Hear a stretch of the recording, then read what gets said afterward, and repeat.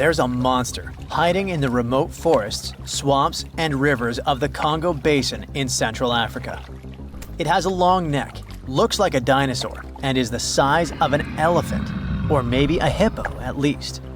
That's what people who claim to have seen it say. It should have gone extinct millions of years ago, but this Congo's version of the Loch Ness Monster somehow survived. This creature is the Mokele Mbembe, which means one who stops the flow of rivers, and more folks are saying they've seen it lately. European explorers first heard the stories of this creature from the people living near the Congo River in the early 1900s. A German captain even included a description of the monster in his official report from his expedition. The locals told him the animal was of a brownish-gray color with smooth skin, a very flexible neck, and only one long tooth that could be a horn. Some of them mentioned a long, muscular tail, like that of an alligator. They also said that the creature lived in the caves, but climbed the shores even in the daytime to find some plants to eat. Locals also believed its favorite snack was a kind of liana with large white blossoms. Some of them even showed the German captain some fresh path the monster left leading next to those plants. And they warned him that Mokele Mbembe definitely didn't like humans and took down any canoe that would sail nearby. Dinosaurs were a real hit in pop culture in the 1910s, and several newspapers in Europe and North America wrote about the dino-like monster from Africa back then. In the later years, several expeditions traveled to the Congo Basin to search for Mokele Mbembe or interview claimed witnesses. They did not find any direct physical evidence, but collected many stories. One zoologist in the 1980s said he took a film of Mokele Mbembe, but the footage did not develop properly. Stories and movies like Jurassic Park have kept the dream alive that dinosaurs might still be hiding somewhere in deep forests. At some point, people stopped reporting sightings of the creature as often, so it almost became a forgotten legend. But it all changed recently, as many people claim to have witnessed the mythical monster with their own eyes. Cryptozoologists, those fans of mysterious creatures, believe it could be a dinosaur that, for some reason, didn't go extinct, related to a brachiosaurus or a diplodocus. This idea comes from how people describe seeing the creature, with a super long neck, a huge body, and a tiny head. They think it might have stayed hidden in the deep forests of Africa all this time. But scientists say that if it really were the last living dinosaur, we would have found some real proof by now, like a photo or bones or something showing it walking around the Congo Basin. Some expeditions that are trying to find proof the monster is real have even used sonar technology to scan the murky waters of Central African rivers and lakes in search of any large, unidentified creatures. Some people even narrowed down the monster's location to a specific remote lake, surrounded by untouched jungle in the swamps. So far, the search for evidence hasn't been successful. The explanation behind all the sightings of the Mokele Mbembe could be the changing ecosystem. More and more human settlements are moving into the huge Congo Basin rainforest. People aren't used to seeing large animals that live in the forest, so they believe they have witnessed the mysterious creature from their folklore. The human brain often fills in the gaps in something we don't know and uses imagination to explain it, especially if there's a ready-made version that everyone's heard of. But still, we can't completely rule out the possibility that there are some new, unknown species of animals hiding in the Congo forests. Maybe just not a missing dinosaur. Another legend, this time Mongolian, says there's a giant worm living deep in the Gobi Desert. Yep, similar to the monster you've seen in Dune. The creature, which is supposedly up to 6 feet long, can spit acid that could melt anything and shoot electricity. They say it spends most of its days hiding underneath the sandy dunes, but likes to come out during the wetter months of June and July. The people in the West first found out about the megaworm of the Gobi Desert thanks to an American paleontologist, Roy Chapman Andrews. This brave man was probably the inspiration for Indiana Jones. In 1926, he wrote about the creature in his book. At the meeting with Mongolian leaders, Andrews heard detailed descriptions of the creature, even though none of them had ever seen it themselves. One of them said it looked like a sausage that was about 2 feet long, with no head or legs. According to him, the worm was so poisonous that just touching it could instantly take your life, and it lived in the loneliest parts of the Gobi Desert. Andrews didn't think the creature was real, but he shared these stories again in another book. And then, stories of the monster spread around the world. In some of them, it's only 1 foot long. In others, it's as large as a human. Some say it looks like a snake, and some describe it as a caterpillar. Some people claim it has wings and can fly, and others think it could be a supernatural evil being without a body. The color of the creature also remains a subject of debate. It could be white-gray, brown, or even bright red. The stories of witnesses are probably so different because the creature doesn't even exist. In 1983, one scientist who was visiting the region heard that an old man had managed to finally catch the mysterious worm. He also found out there was a nest nearby and decided to risk it all and see it. But instead of a scary monster, there was a tartar sand boa inside. Luckily for the scientist, this snake is non-venomous, but it does have gray-brown scales and could match the description of the giant worm. When he showed it to the locals, supposedly all of them said it was the monster they had seen. Big expeditions from America, Britain, and New Zealand came to the Gobi Desert to try and find the creature. Many other adventurers came from all around the world on their own, but found no evidence the monster was real. But many Mongolians are sure the death worm is no fantasy. If you don't believe there's a monster in the Gobi Desert, how about one in Lake Worth in Texas? According to local folklore, there's a part human, part goat creature with scales and long clawed fingers hiding there. It all started back in July 1969, when locals claimed to have spotted this mysterious creature roaming around. The newspapers loved the story and started reporting about new sightings. One article said that the monster jumped out of a tree and landed on some guy's car. Another report claimed that the Lake Worth monster decided to throw an automobile tire at a group of people. Someone even managed to take a photo of the creature, and the newspapers published it. Locals started flocking to the lake at night, hoping to catch a glimpse of the creature, but no one could find any evidence it was real after all. The author of the monster's photograph later said it was most likely someone's prank, because the creature really wanted to be seen. Then, a reporter from the local newspaper received an anonymous letter saying that it was 3 high school students who decided to dress up and scare people. Even despite this, some cryptozoologists think it could have been an undiscovered primate species that walks on 2 legs. We don't know if the Worth monster is real, but it does one good thing and brings together the local community. Every year since 2009, they throw the Lake Worth Monster Bash.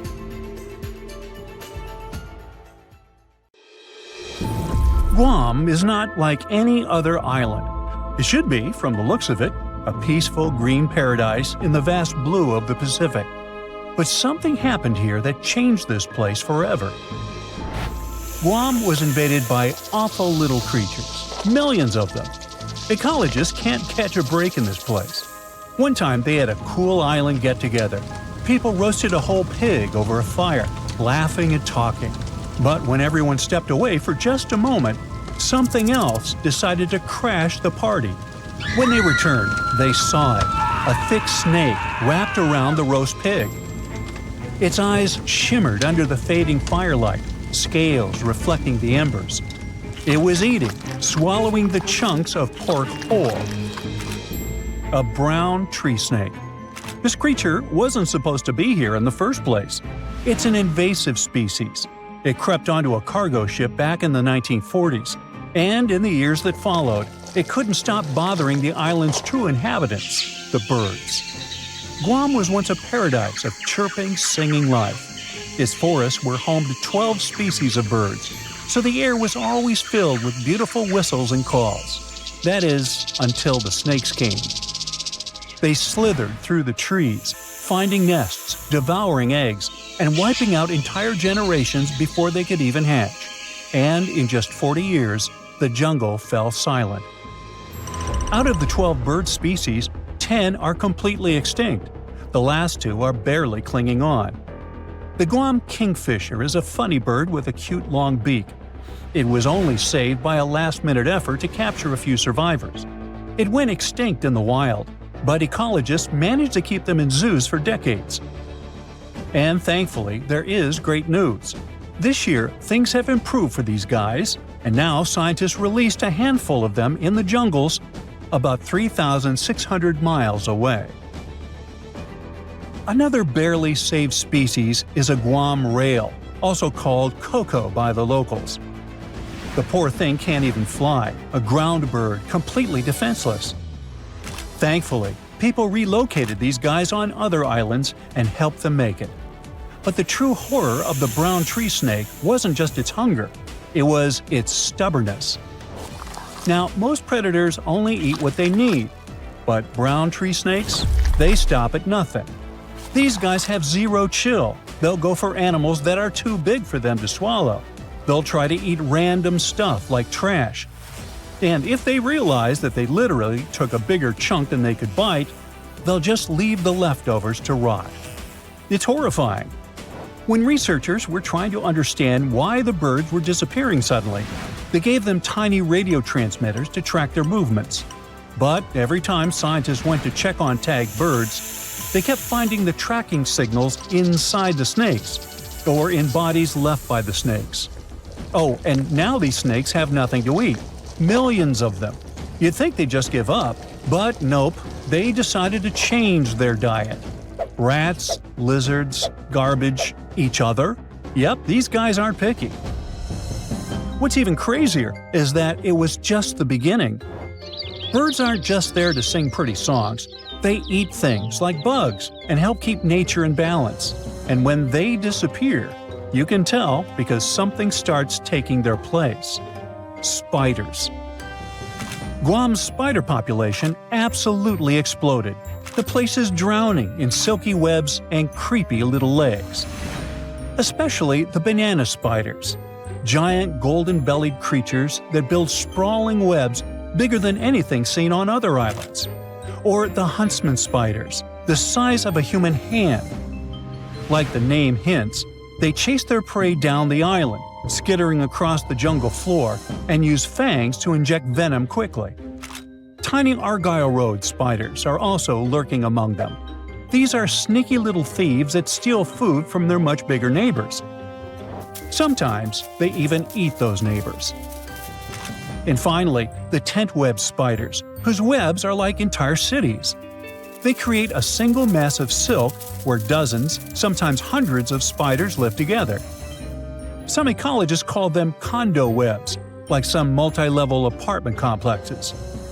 These condo webs stretch from the ground all the way up to the jungle canopy, so the forest starts looking like a Halloween party. You can wrap into these things like a mummy. It became so common that hikers started carrying spider sticks, long branches used to sweep away the webs before they got caught in their faces and clothes. Recently, in 2012, they finally decided to count all these guys. Well, you'd never guess it. From 500 to 730 million eight-legged creatures in the jungle. The island has 40 times more of them than other places nearby, like islands of Rota, Tinian, and Saipan combined. And that's a low estimate, because some webs are not within an arm's reach. And these guys keep evolving too. The banana spiders usually weave something called a stabilimentum. It's a zigzag pattern of thick white silk woven through the web. Though scientists aren't entirely sure why they do it. Maybe it strengthens the web or makes them look bigger or scarier. The strongest theory is that it warns birds. The bright, thick pattern tells them not to fly around here because they'll ruin everything. Oh, but on Guam, you don't have to worry about the birds at all. So now they stop decorating their webs entirely. The worst part is that no one really knows how to fix this. To protect one of the species called the Micronesian starling, ecologists built nest boxes, safe enclosed spaces where the birds could raise their chicks. To make sure snakes couldn't reach them, they installed smooth metal poles beneath called baffles. The idea was simple. The poles were too wide, too slippery. The snakes wouldn't be able to climb them. Well, that was the hope. These brown tree snakes decided to lasso the poles instead of climbing them. One snake, thin as a rope, wrapped itself completely around the metal cylinder, coiling into a loop. Then it began shimmying up the pole. Scientists only discovered this in 2021. They've never seen a snake pull this one before. They literally refuse to leave the birds alone. Humans have tried everything: trapping them, building barriers, scouring the forest with flashlights at night, setting up fences. But nothing has worked, so far. There are just way too many of those guys, and they're all too smart. Now, just so you know, the U.S. spends nearly $4 million every year trying to control this disaster. But the only real success is a single tiny patch of land at Andersen Air Force Base. Scientists managed to drive down the snake population there using bait.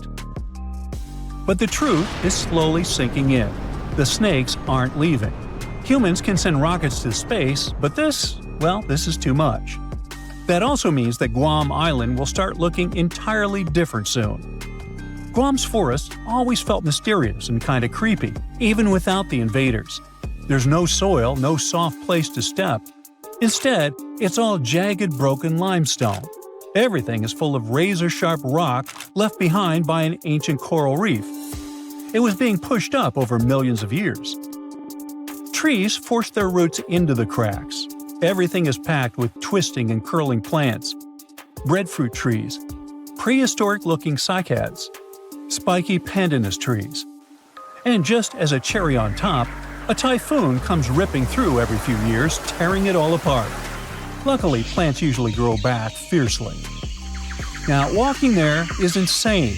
It feels like walking in the sea, though instead of balancing on waves, you're trying not to trip and gash your shins open on the sharp rocks beneath you.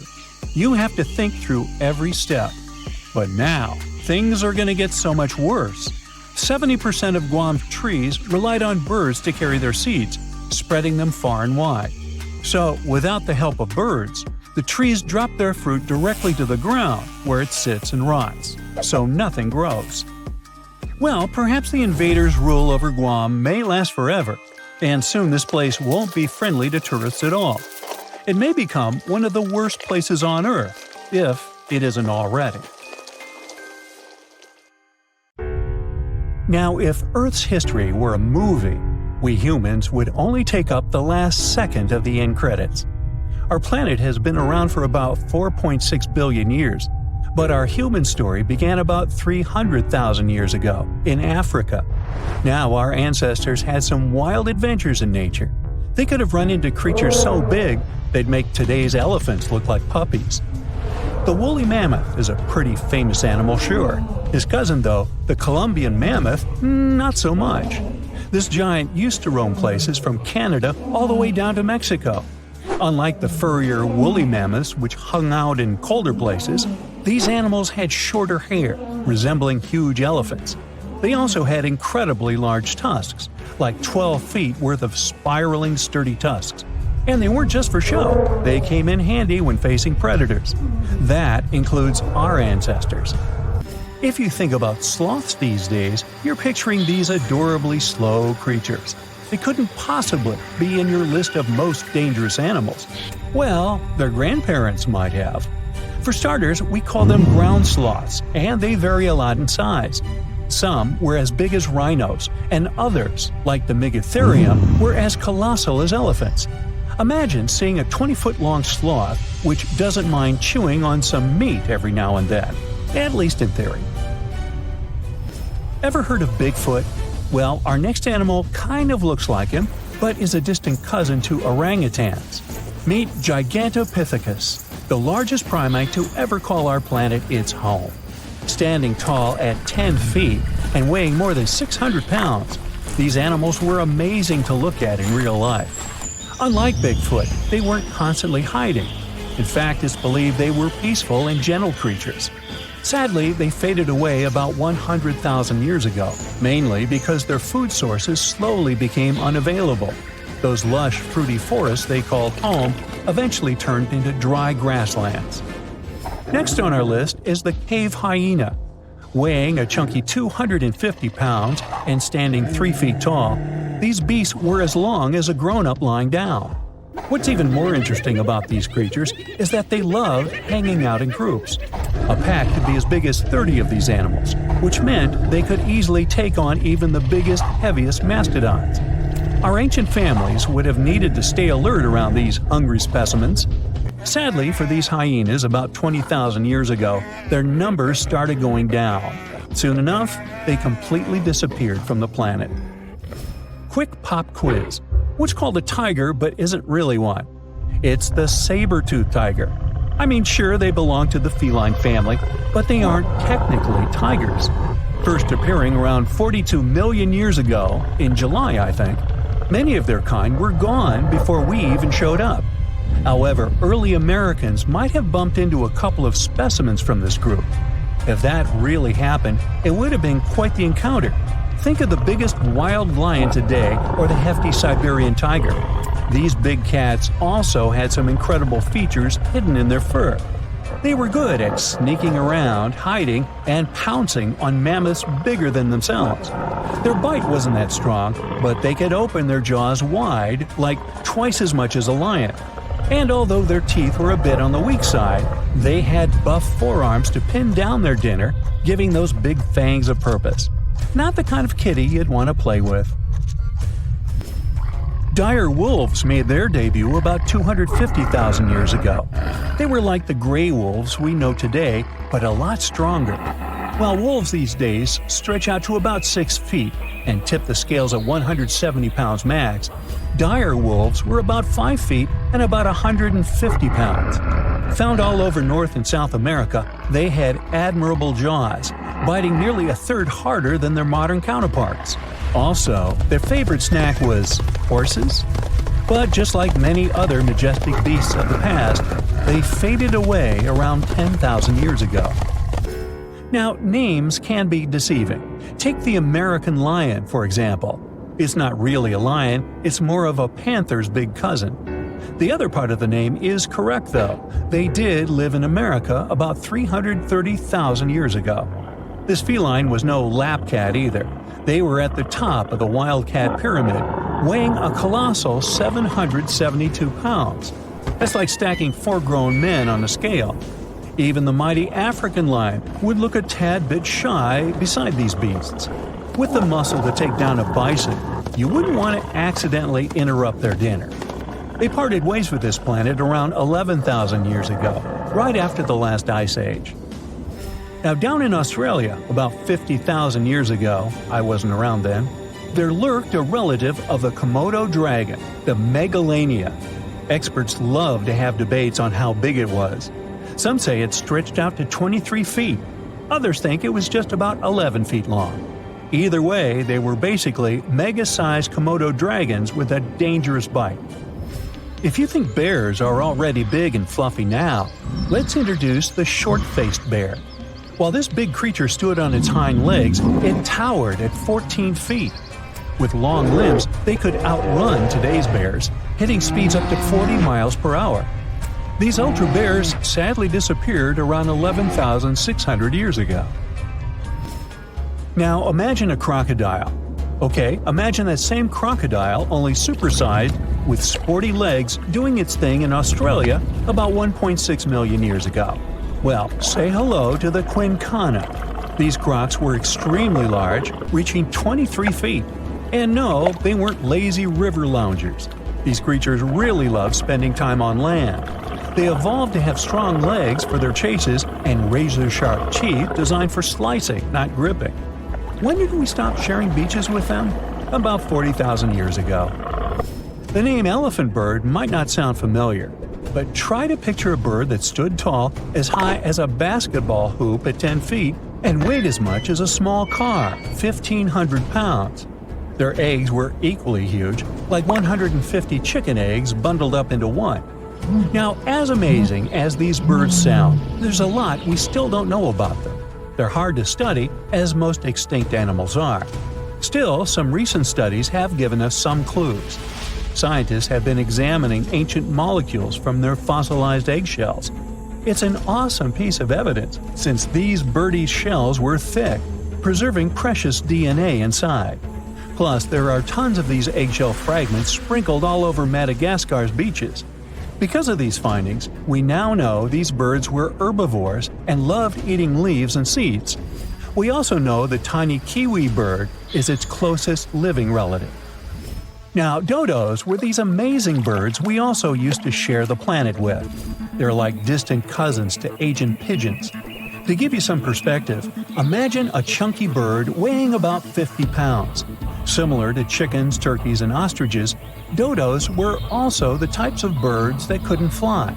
Their wings were small, and they had the muscle strength of, well, a wet noodle.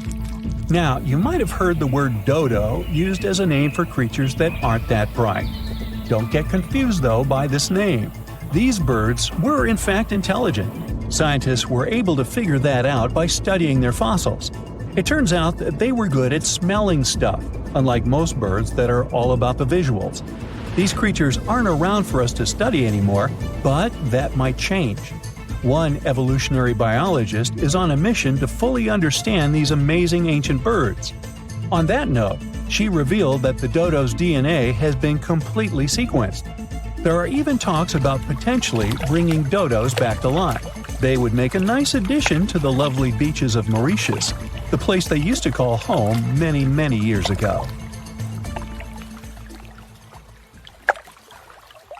Australia used to have its own giants. Those were huge animals that could have dwarfed anything living on this continent these days. Scientists found the remains of many of those ancient creatures in the Narracuta Caves in South Australia, 4 hours away from Adelaide. It's a lovely region, but it can be treacherous. Watch out for holes the ground is pocked with. Known as pitfall traps, many of them are no wider than a coffee table. They're deep and plunge into the darkest of caverns. One of such caverns is called Victoria Fossil Cave, and it's a treasury that's been hiding the bones of around 45,000 animals for centuries. Some of the oldest bones belong to creatures far more terrifying than any animal you can encounter today. Those were the ancient Australian megafauna, huge beasts that roamed the continent during the Pleistocene epoch. During those, there were giant snakes, huge flightless birds, wombat-like creatures the size of a rhinoceros, and many others. One of the largest examples of the Australian megafauna scientists have discovered so far is the Diprotodon. That giant herbivorous creature was 10 feet long and 6.5 feet tall, and weighed more than 6,000 pounds, about as much as a small Asian elephant. Even though this terrifying beast didn't eat meat, it could have smashed other animals with its sheer weight. Scientists have found the remains of hundreds of such creatures all over Australia, so it's safe to say that no other animal from that time or in that location was larger than this giant. Despite its creepy appearance, the Diprotodon was a relative to the modern-day wombat, and those are known to sometimes pounce humans. The Diprotodon had toes that pointed inward and were well suited for digging burrows. On the other hand, Diprotodon was a giant, and it was unlikely that it used to do so. It was likely a trait it had inherited from its smaller burrowing ancestors, or it could have used its claws to search for roots. This theory is supported by the fact that the animal's pouch was facing backward. It prevented any dirt from collecting inside while the creature was digging. Since this animal was so big, it didn't have to worry much about predators. Up until 60,000 years ago, when the first humans appeared on the continent, full-grown Diprotodons only had to look out for creatures like the quincana. Measuring in at a whopping 20 feet long, the quincana was a land crocodile. It lived in Australia from around 20 million to 40,000 years ago. It disappeared along with most other mega creatures of the last ice age. It's thought to be the result of the first humans coming to the continent. Even though the quincana was extremely fast and dangerous, it was possible that this creature got out-competed by human hunters who took all available prey. Unlike modern crocodiles that are mainly aquatic, that mighty beast was a land dweller. Scientists figured it out by studying the quincana's legs. They were able to support and carry the body clear off the ground. It means there was no escape for ancient people once the quincana spotted them. Modern crocodiles can only push themselves along on their bellies. Such an adaptation allowed the quincana to chase its prey for long periods of time, exhausting it in the process. Another creepy feature of this ancient monster was its teeth. Aquatic crocs have conical teeth. Those are great for gripping and holding on to prey underwater. But quincana had knife-like teeth, ideal for slicing soft-bodied animals like, mammals. Another Australian monster, Thylacoleo, wasn't all that large, but it didn't make it any less terrifying. It was still among the top predators and the biggest carnivorous animals in Australia. This creature was a true oddity of nature, even by prehistoric standards. First, its teeth resembled not those of a regular predator, but those of a rodent. Its front incisors were enlarged, taking the place of canines. Premolars were also shaped like blades. They were used for cutting flesh and bone. At first, scientists thought that Thylacoleo used those teeth to eat nuts and fruits. But later, a study showed that the use of such teeth was better suited on necks and spines. The jaws of this ancient creature were immensely powerful. A 220-pound Thylacoleo had a bite force similar to that of a present-day 550-pound lion. It means that the animal could easily bring down prey much larger than itself. Then there was Thylacoleo's tail. It had strong muscles which provided the animal with the ability to use the tail as support when tackling large prey. The Thylacoleo had retractable claws, and this feature is very uncommon among marsupials. It allowed the animal to keep its razor-sharp hooks from getting blunt and could help it get a better grip on its prey. Scientists are quite sure that, like today's leopards, the Thylacoleo could climb trees and jump on other animals from above. It was done so fast and stealthily, they never knew what hit them. The creature's rear feet support this theory. The first toe there was reduced, but the foot had a rough pad like what modern-day possums have. It allowed them to have a better grip while climbing. Right after scientists found the first skull of the Meliolania, this animal was classified as a lizard. That's why its name translates to small groomer. But after they discovered more complete fossils, it turned out that the Meliolania was a giant turtle. But that's not all. It was one of the largest land turtles to ever have existed. The main reason researchers initially believed the creature to be a lizard was the fact that its skull was adorned with a series of spikes. It's something the modern-day horned lizard can boast. But even after discovering the true nature of the Meliolania, scientists still don't know how to properly catalog it. It might have been a creature that folded its neck under its spine, or it could have folded it to the side. Beside those defensive mechanisms on its head, the Meliolania was also equipped with a spiked tail, which was probably used to prevent predators from attacking the animal from behind.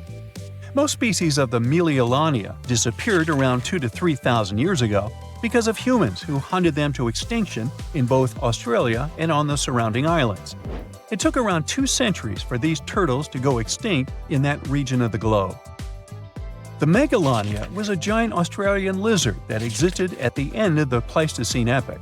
It looked like a Komodo dragon and the Australian monitor lizard, which are both believed to be Megalania's closest living relatives. Fossils tell us that the ancient animal was anywhere from 15 to 26 feet in length. Ow!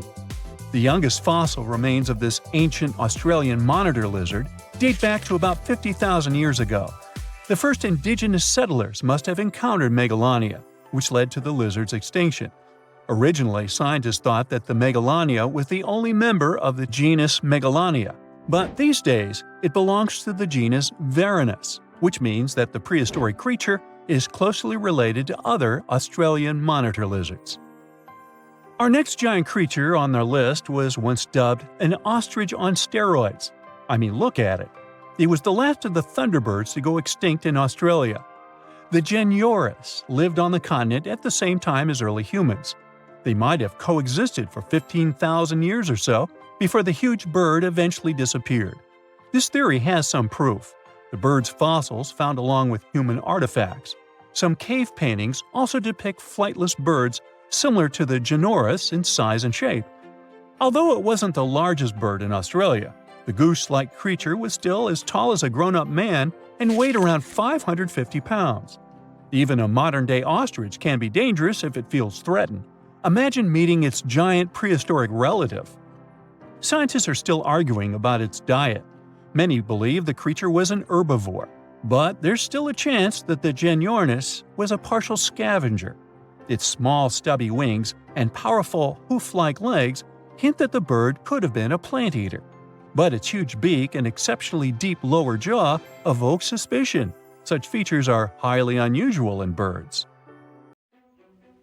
Every species on Earth, you, me, and that nasty neighbor of yours, is destined to go extinct someday. Just like what happened to the woolly mammoths and saber-toothed tigers. Stats aren't bright. Scientists say that 99% of all animals that ever lived are now extinct. Hey, what's that look on your face? Going extinct is not the end of the story. Now listen up. Mammoths might make the greatest comeback ever and even be the key to saving humanity.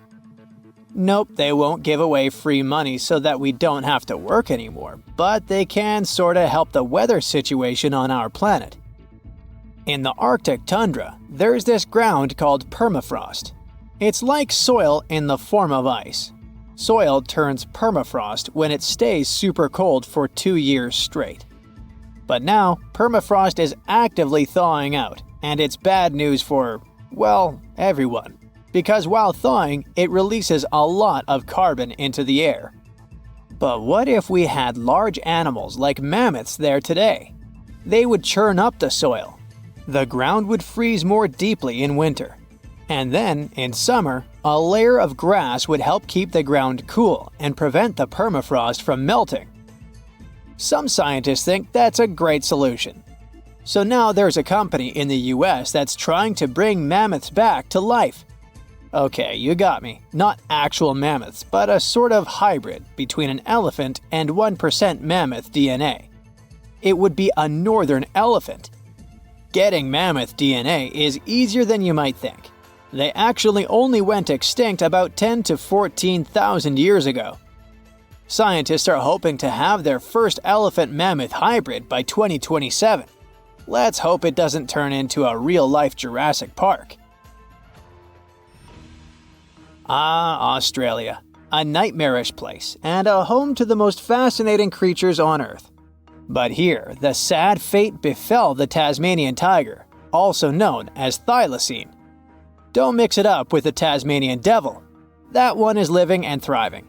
Nope, the thylacine was a marsupial predator that used to chill in Australia, South Tasmania, and New Guinea. It was a nocturnal who preyed on other marsupials, like kangaroos.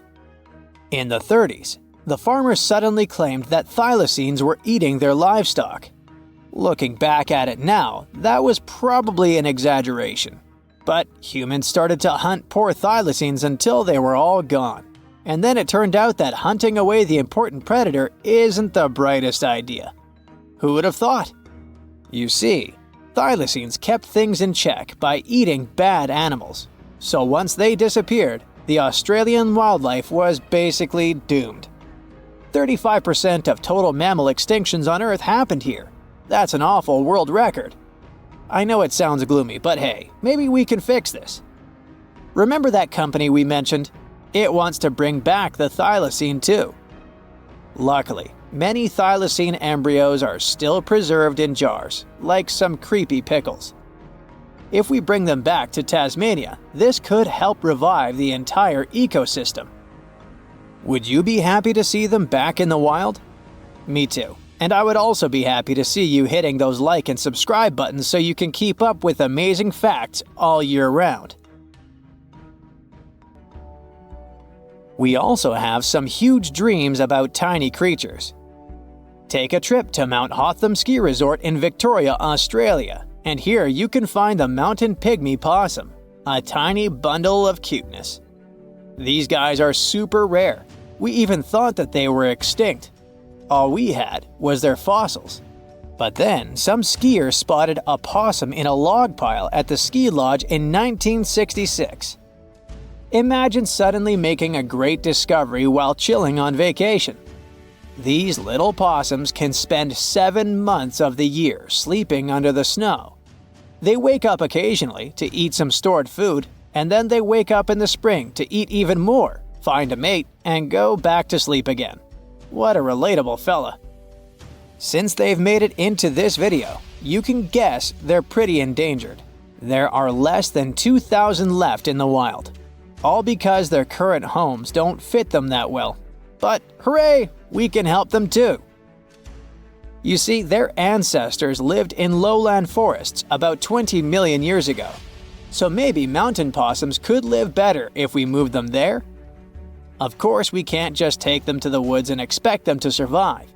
Instead, scientists want to slowly release possums into the forest and check up on how they get on with it.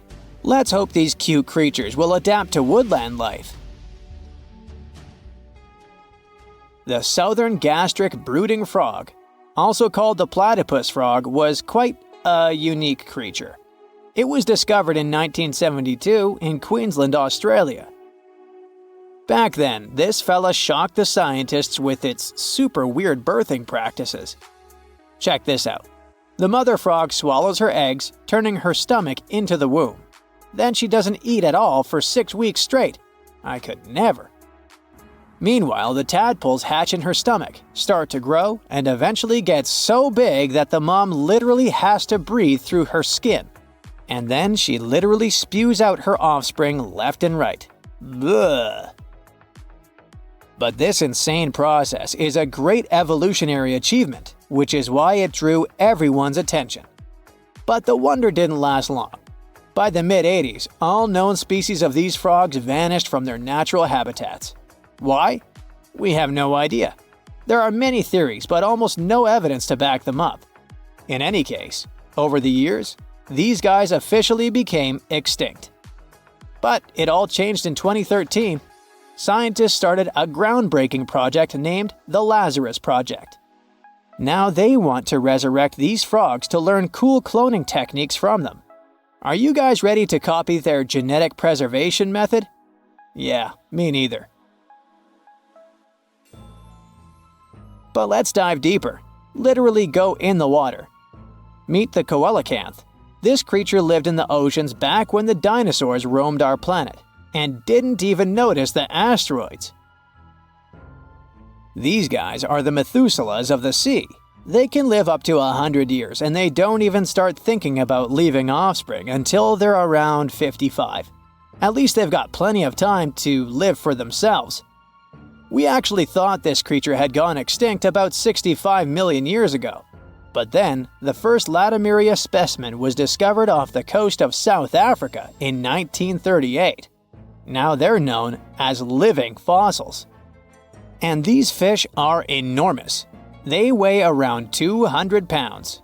They're also super stylish, with those lobe-fished paddles that make them look like disco balls. Oh, and they're great aerialists. Thanks to those versatile fins, they can even do headstands and swim belly up. The coelacanth is also a bit of a homebody.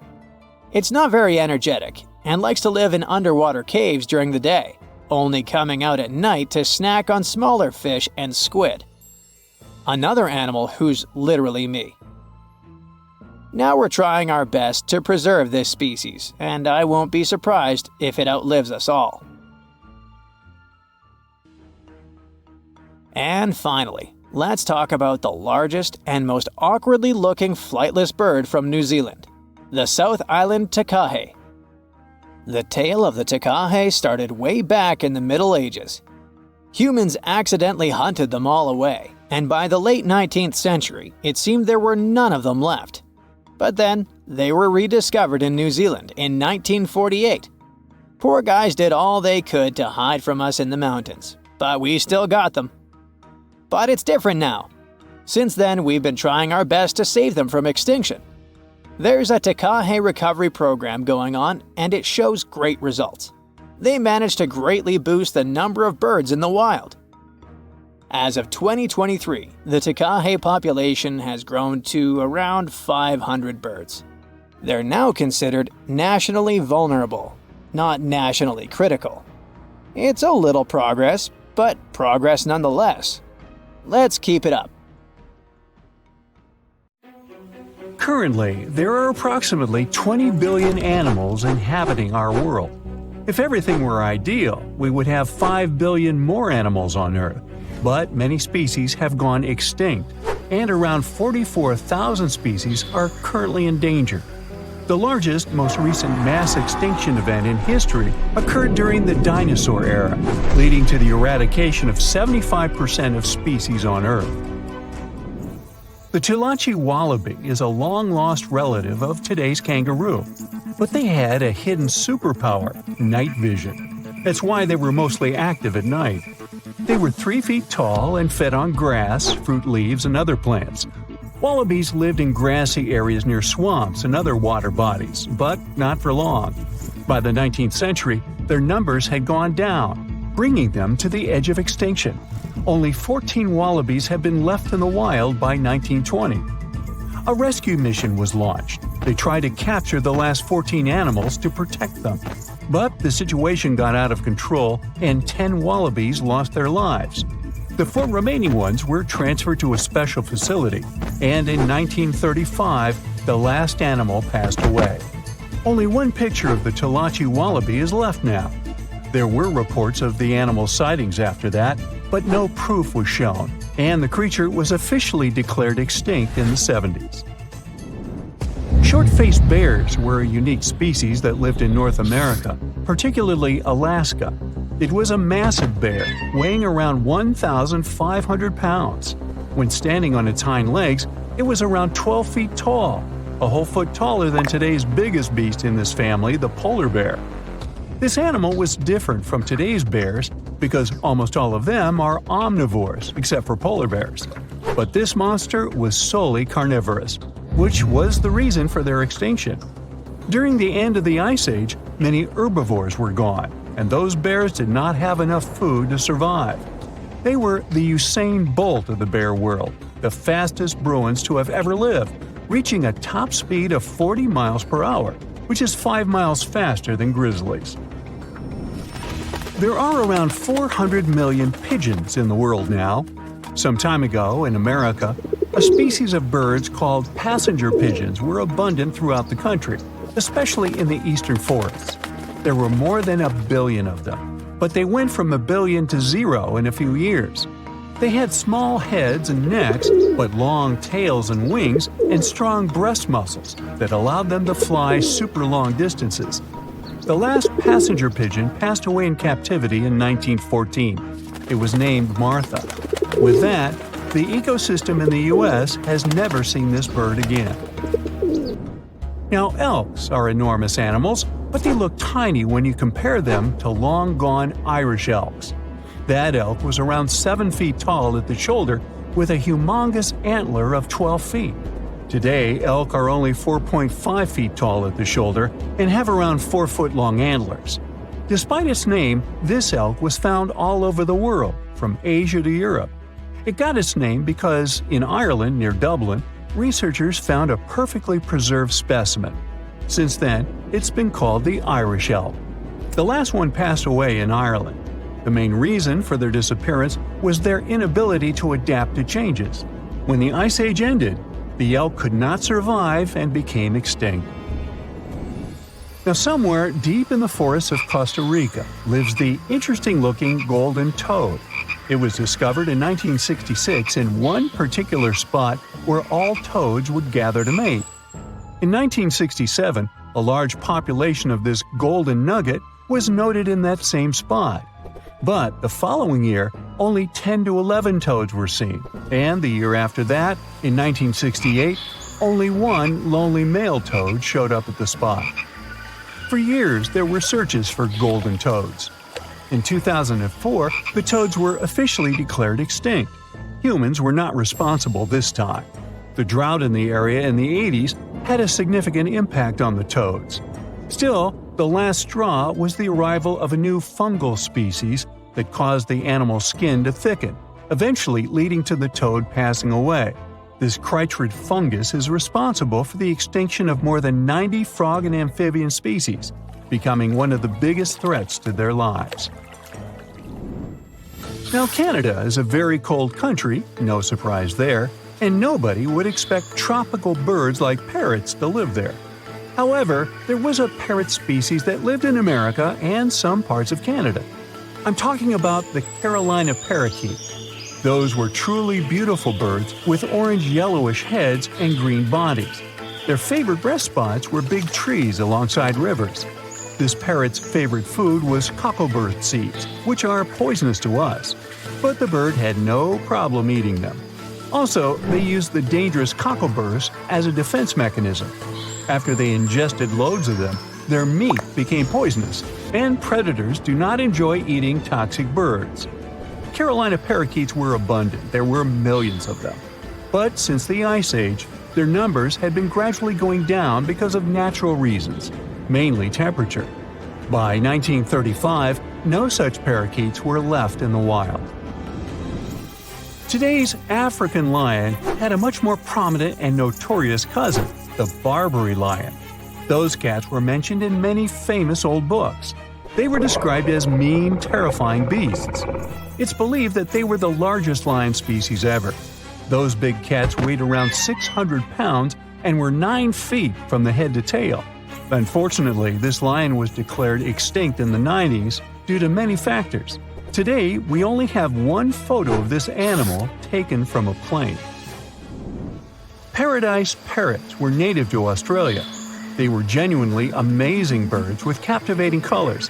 What was unique about them was their nesting habits. They only nested in termite mounds. This parrot was always on the edge of extinction, and the reason for that is still unknown.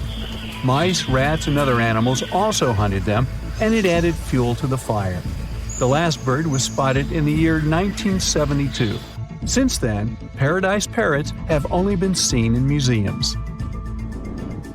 The Gulf of Mexico was once home to Caribbean monk seals. This species of seals enjoyed spending time in the warm subtropical climate of the Caribbean. Most of the time, they were found near reefs and islands, foraging for food. Like most of us, they also loved sandy beaches and were usually seen in groups of 100 seals, resting before the next adventure. In the year 1886, monk seals were declared extinct. You can still see this animal in 2 museums. Both are located in the UK. As we all know, zebras have black and white stripes. But once, a zebra species had only half the body covered with brown and white stripes. The rest was just brown, and the belly was white. It was called the quagga. They lived in the southern part of Africa in grass fields and wet pastures, like today's zebras, and ate grass and other plants. The last quagga perished in 1888, but not all hope is lost. Today, extensive research is being done to bring this animal back into the wild.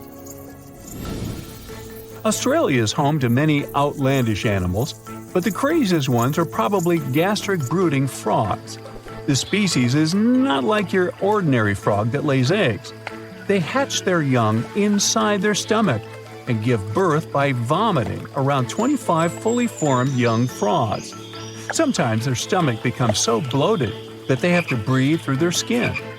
2 species of this frog were discovered in the northern and southern parts of Australia in the 1970s by Mike Taylor. A decade after their discovery, both species are gone. The main reason for their extinction is the chytrid fungus. Luckily for them, they're also part of a de-extinction program that's putting serious efforts into bringing them back into the wild. Welcome, dear listeners, to a journey back in time, to a moment that forever altered the course of our planet's history. Picture this: a serene Earth where mighty dinosaurs roamed freely, ruling every corner of the land, from the densest jungles to the vast open plains. Their thunderous footsteps echoed as a testament to their reign, a reign that seemed unending. But the universe, in its infinite vastness, had other plans. Enter the Chicxulub incident. A name that might sound unfamiliar to some, but its impact, both literal and metaphorical, is deeply etched into the very fabric of our planet. This wasn't just any cosmic event. It was a cataclysm, a celestial sledgehammer that came hurtling from the abyss of space. Imagine a rock, not just any rock, but one the size of Mount Everest, weighing trillions of tons, racing towards Earth with a speed so immense that it could traverse from New York to Anchorage faster than one could prepare a morning breakfast. This monstrous entity, dear listeners, was destined to collide with our planet, and when it didn't just make a dent. It reshaped life as it was known. The Chicxulub incident wasn't merely an event, it was a turning point, a moment where the rulers of the Earth, the mighty dinosaurs, faced an adversary so powerful that it brought their long-standing dominion to a tragic end.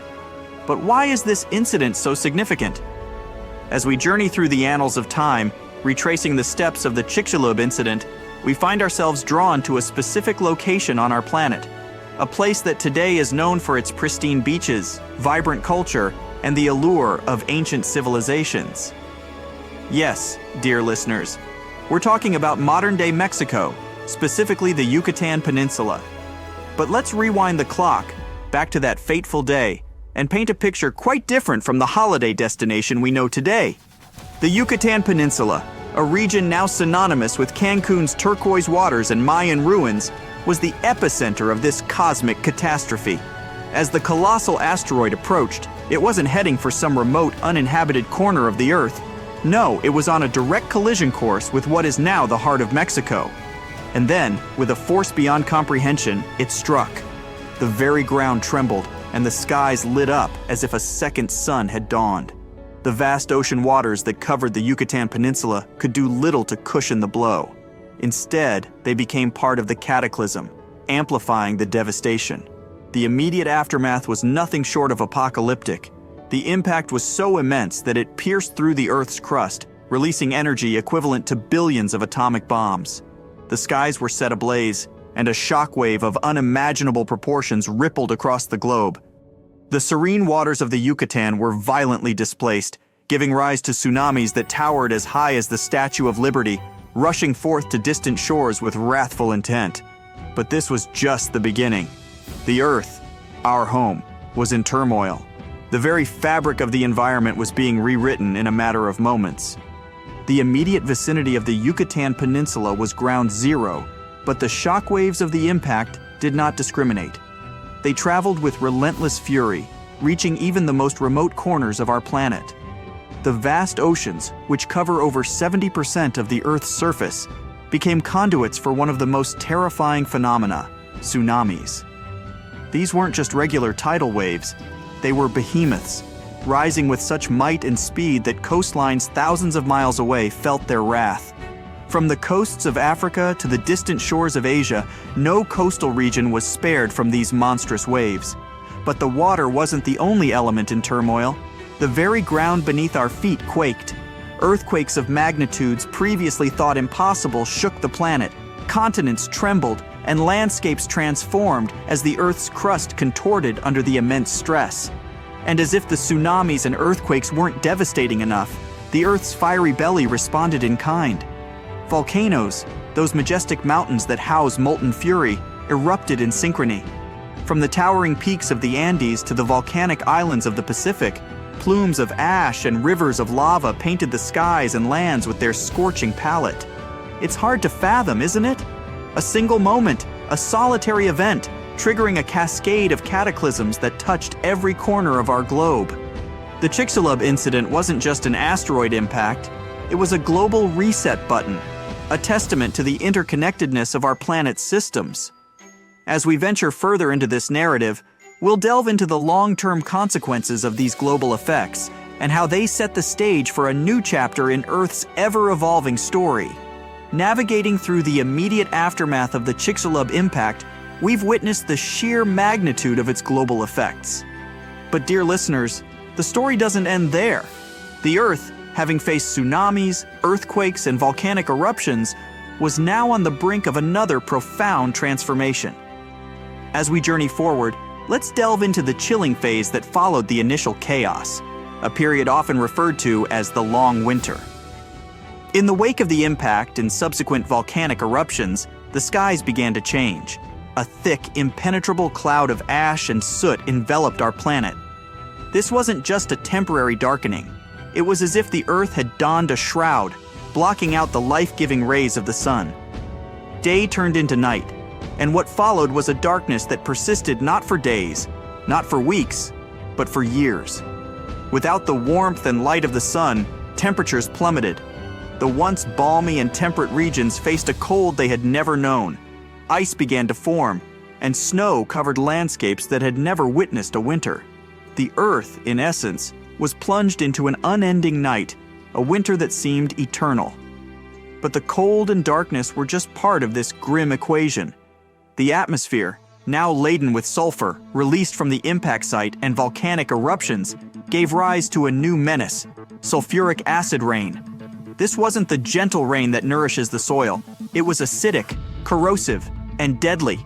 Forests withered, oceans acidified, and the very fabric of life on Earth was under siege. This prolonged period of darkness and cold, combined with the toxic rain, led to catastrophic climate changes. Ecosystems collapsed, food chains were disrupted, and many species, already reeling from the immediate aftermath of the impact, faced the grim prospect of extinction. It's a somber chapter in our planet's history, isn't it? A time when life itself hung in the balance, teetering on the edge of oblivion. Emerging from the chilling embrace of the long winter, one might wonder, how do we, millennia later, piece together the events of this cataclysmic incident? How do we sift through the sands of time to uncover the evidence of such a monumental event? The answer, dear listeners, lies hidden in the very fabric of our planet, waiting to be deciphered by those with a keen eye and insatiable curiosity. Iridium, a rare metal on Earth but abundant in asteroids, serves as a silent witness to the celestial collision. In the late 20th century, scientists made a startling discovery. They found a thin layer of clay in rock formations around the world, a layer unusually rich in iridium. This iridium-rich layer, often referred to as the iridium anomaly, was a global phenomenon, found in diverse locations from Italy to New Zealand.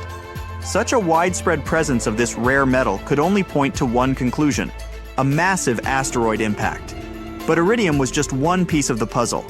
The rock layers themselves held more secrets. Beneath the iridium-rich layer, scientists found a distinct boundary, often termed the Cretaceous-Paleogene or KPG boundary. This boundary marked a stark difference in the fossils present above and below it. The layers below were teeming with diverse life forms, including our colossal friends, the dinosaurs. However, the layers above showed a significant decline in biodiversity, a testament to the mass extinction that followed the impact. Furthermore, in the vicinity of the Yucatan Peninsula, geologists uncovered a vast semicircular structure, a scar etched into the Earth's crust. This was the Chicxulub crater, the very site of the asteroid's impact. Spanning over 150 kilometers in diameter and buried beneath layers of sediment, this crater was the smoking gun, the undeniable proof of the asteroid's collision with Earth. Piecing together the iridium anomaly, the KPG boundary, and the Chicxulub crater, a coherent narrative emerged. A story of a massive asteroid, its fateful collision with Earth, and the profound transformations that ensued. It's awe-inspiring, isn't it? How the Earth, in its silent wisdom, preserves the tales of its past, waiting for us to uncover and understand. With the evidence of the asteroid's impact firmly established, we are led to a poignant chapter in Earth's narrative. The immediate effects of the Chicxulub impact were undeniably catastrophic, but the ripples of this event extended far beyond the initial chaos, shaping the very trajectory of life on our planet. The dinosaurs, those magnificent creatures that had ruled the Earth for over 160 million years, found themselves in a world transformed. The prolonged darkness, plummeting temperatures, and acid rains created an environment hostile to these giants. Food sources dwindled as plants, the base of many food chains, struggled to survive without sunlight. Herbivorous dinosaurs, deprived of their primary food source, faced starvation. And as they perished, the carnivores that relied on them for sustenance were similarly affected. It was a domino effect, a cascading collapse of ecosystems. But it wasn't just the dinosaurs. Many marine species, especially those reliant on photosynthetic algae, faced extinction as the oceans acidified and the sun's rays were obscured. On land, the lush forests of ferns and palms gave way to fungi, which thrived on the decaying organic matter. The skies, once ruled by pterosaurs, saw a decline in these winged wonders. In total, it's estimated that nearly 75% of Earth's species were wiped out in this mass extinction event. The world, in essence, had hit a reset button. Yet, in the face of such overwhelming odds, life persisted. New species emerged to fill the voids left by the extinct ones. Mammals, which had previously lived in the shadows of the dinosaurs, began to diversify and expand their territories. The world was undergoing a transformation, setting the stage for the rise of new dominant species, including, eventually, our own. The primary evidence of the asteroid impact, as we've discussed, is compelling. The Iridium anomaly, the KPG boundary, and the Chicxulub crater together paint a vivid picture. However, the sheer magnitude of the extinction event has led scientists to ponder: was the asteroid impact the sole culprit, or were there other concurrent factors at play? One such theory posits that massive volcanic eruptions in the Deccan Traps, located in present-day India, played a significant role. These eruptions, spanning thousands of years, released vast amounts of lava and greenhouse gases into the atmosphere. Some scientists argue that this could have led to significant climate changes, weakening ecosystems even before the asteroid's impact. Another area of intrigue is the rapidity of the extinction event. While the immediate aftermath of the impact was undoubtedly catastrophic, there's debate over how quickly the extinction unfolded. Did it happen in a matter of months, years, or was it spread over millennia? Furthermore, while the extinction of the dinosaurs is a central focus, there's curiosity about the survivors. Why did certain species like crocodiles and certain birds endure while others perished? What unique adaptations or circumstances allowed them to navigate this altered world? The Chicxulub incident, despite being one of the most studied events in Earth's history, remains a treasure trove of mysteries. Each discovery, each new piece of evidence, adds a layer to our understanding, but also opens the door to more questions. As we delve deeper into the intricacies and enigmas of the Chicxulub incident, it becomes imperative to transport ourselves back in time to truly grasp the magnitude of the event. To understand the impact and its profound consequences, we must first immerse ourselves in the world as it was. The Earth of this bygone era was a realm of contrasts and wonders. The continents, while somewhat recognizable, were positioned differently than they are today. Massive land masses were in motion, slowly drifting and reshaping the face of the planet. The climate was warmer, with no polar ice caps, and sea levels were higher, creating vast inland seas that bisected continents. The landscapes were dominated by lush, dense forests of ferns, conifers, and early flowering plants. These verdant expanses were a cacophony of life, teeming with creatures both familiar and alien to our modern eyes. Rivers meandered through these landscapes, nurturing the ecosystems and providing sustenance to a plethora of species. But it was the inhabitants of this world that truly captured the imagination. The dinosaurs, in all their majestic glory, ruled the land. From the towering, long-necked sauropods to the fierce and agile theropods, these creatures were the undisputed monarchs of their domains. The skies were patrolled by pterosaurs, while the oceans brimmed with marine reptiles like ichthyosaurs and plesiosaurs. Yet, this vibrant world was also marked by its dynamics and interactions. Predators and prey engaged in a perpetual dance of survival. Herds of herbivores migrated in search of fresh pastures, while carnivores stalked the shadows, awaiting opportunities. The Earth was alive, pulsating with energy and life. It's essential to immerse ourselves in this world, to truly appreciate the gravity of the Chicxulub incident. For it was this thriving, dynamic Earth that stood on the brink of one of the most significant events in its history. With the vibrant tableau of Earth 66 million years ago firmly etched in our minds, we find ourselves at a pivotal juncture in this narrative.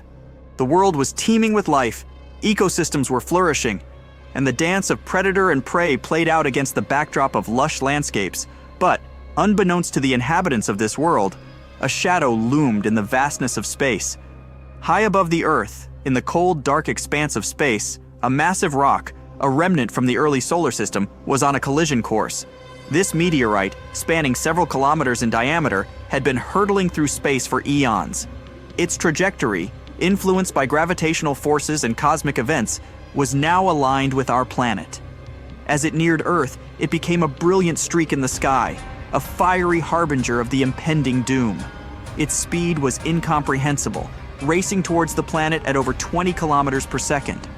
To any observer on the ground, it would have appeared as a bright, rapidly growing speck, its luminosity outshining even the brightest stars. The atmosphere, that protective blanket enveloping our planet, was the first to feel the meteorite's wrath.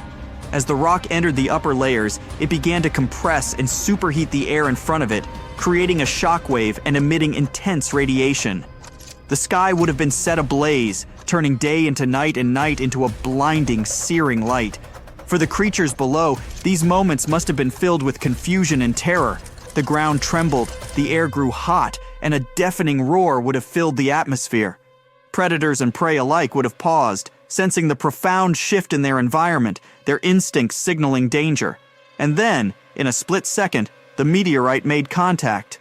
But this was no gentle touch. It was a violent, earth-shattering collision, the likes of which our planet had rarely seen. From the blinding brilliance of the meteorite's descent to the heart-stopping moment of impact, the Earth stood at the precipice of profound transformation. The serene landscapes and bustling ecosystems of just moments ago were about to be thrust into chaos.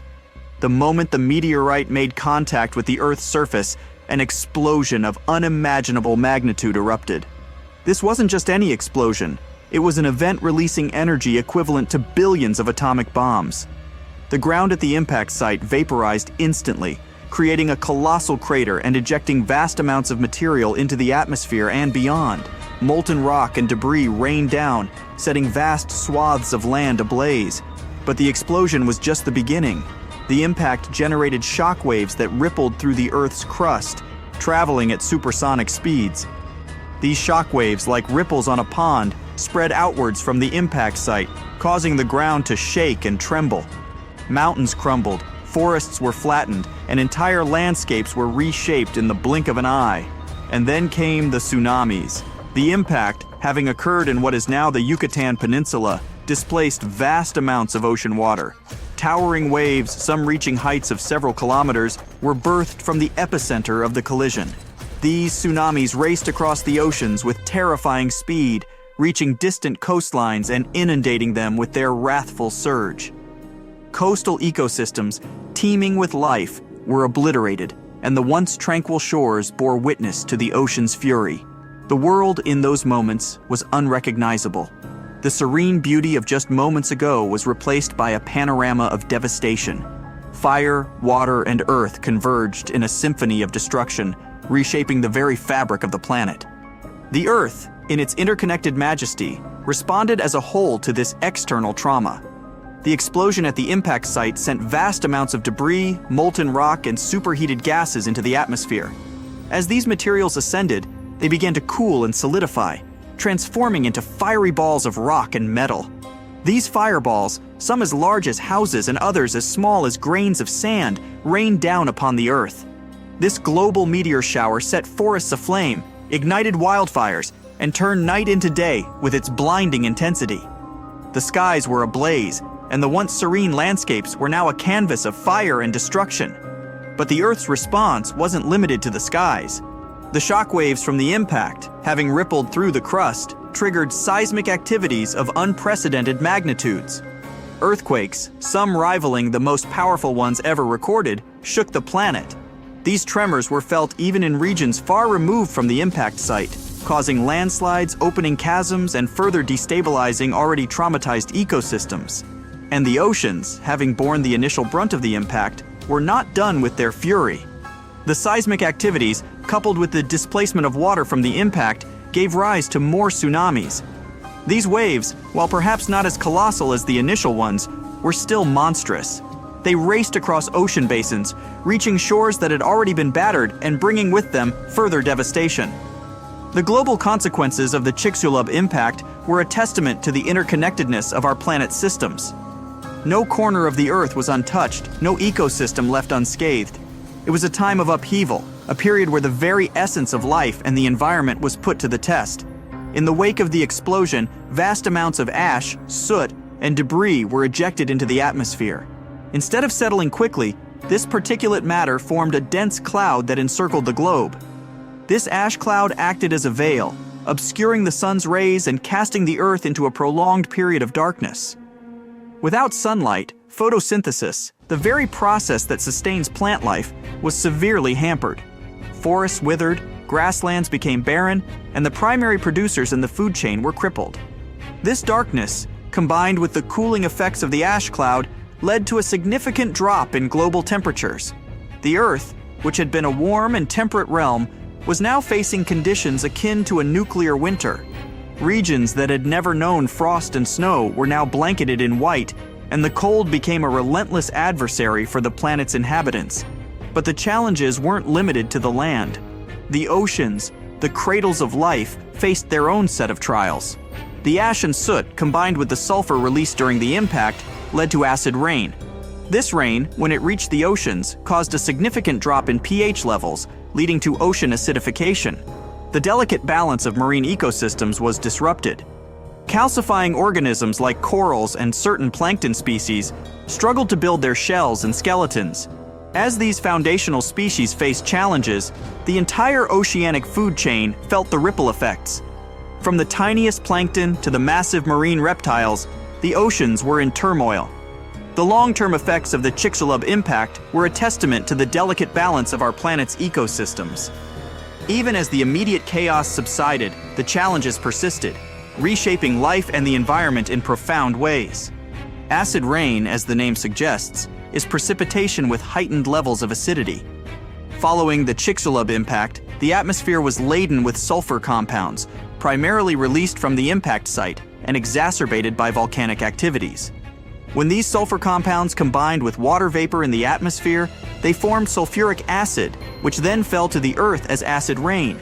The oceans, vast and seemingly boundless, were not immune to this acidic onslaught.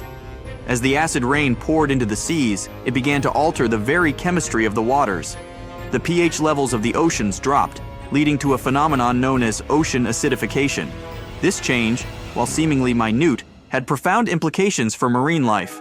Many marine organisms, especially those at the base of the food chain, rely on the process of calcification to build their shells and exoskeletons. Organisms like plankton, corals, and mollusks extract calcium carbonate from the seawater to form these protective structures. However, in more acidic conditions, the availability of calcium carbonate diminishes, making it harder for these creatures to maintain and build their shells. The plight of these foundational species had a domino effect on the entire marine ecosystem. Plankton, the primary producers in the oceanic food chain, faced significant challenges. As their numbers dwindled, the species that relied on them for sustenance, from small fish to massive marine reptiles, felt the strain. Coral reefs, those vibrant underwater metropolises, faced bleaching and degradation, affecting the myriad species that called them home. The acid rain and its subsequent effects on the ocean serve as a stark reminder of the interconnectedness of Earth's systems.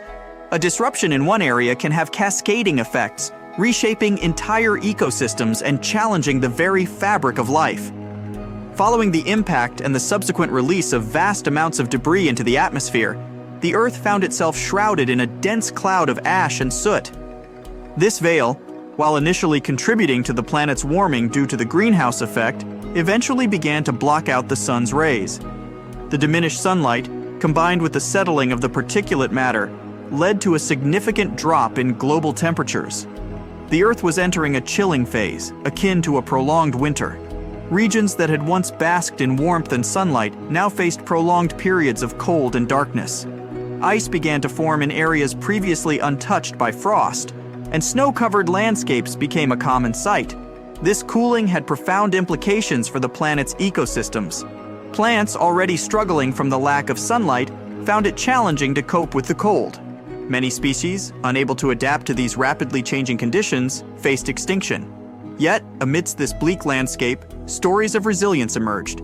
Certain species, equipped with adaptations that allowed them to navigate this cooler world, began to thrive. Small mammals, with their ability to burrow and regulate body temperature, found niches in this altered ecosystem. Birds, descendants of the mighty dinosaurs, took to the skies, their lightweight bodies and endothermic nature giving them an edge. In the oceans, certain fish and marine reptiles, equipped with slow metabolic rates, managed to navigate the cooler waters and diminished food sources. These survivors, while perhaps not as majestic or dominant as their predecessors, were the harbingers of a new era. Their resilience and adaptability laid the foundation for the next chapter in Earth's evolutionary story.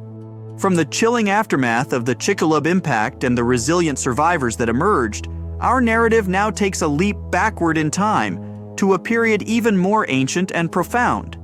To truly grasp the significance of events like the Chicxulub impact, we must first understand the origins of our cosmic home. Let's embark on a journey to the very dawn of our solar system to witness the birth of the sun and the genesis of the celestial dance that we are a part of. In the vast expanse of the cosmos, long before our Earth took shape, a colossal cloud of gas and dust, known as a molecular cloud, drifted silently. This cloud, rich in hydrogen and interspersed with heavier elements from ancient supernovae, was the primordial soup from which our solar system would emerge. Within this cloud, certain regions began to experience subtle gravitational perturbations, perhaps triggered by the shock waves from a nearby supernova or the tidal forces of neighboring galaxies. These perturbations set off a chain reaction. Parts of the cloud began to collapse inwards, drawn together by their own gravitational pull. As this material coalesced, it began to form a dense core, growing hotter and more pressurized with each passing moment. Around this core, the remaining gas and dust swirled, forming a protoplanetary disk.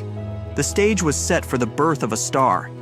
In the heart of this collapsing cloud, temperatures and pressures reached a critical point. Nuclear fusion ignited, and the core began to shine brightly. This was the birth of our sun, a blazing beacon that would become the heart of our solar system.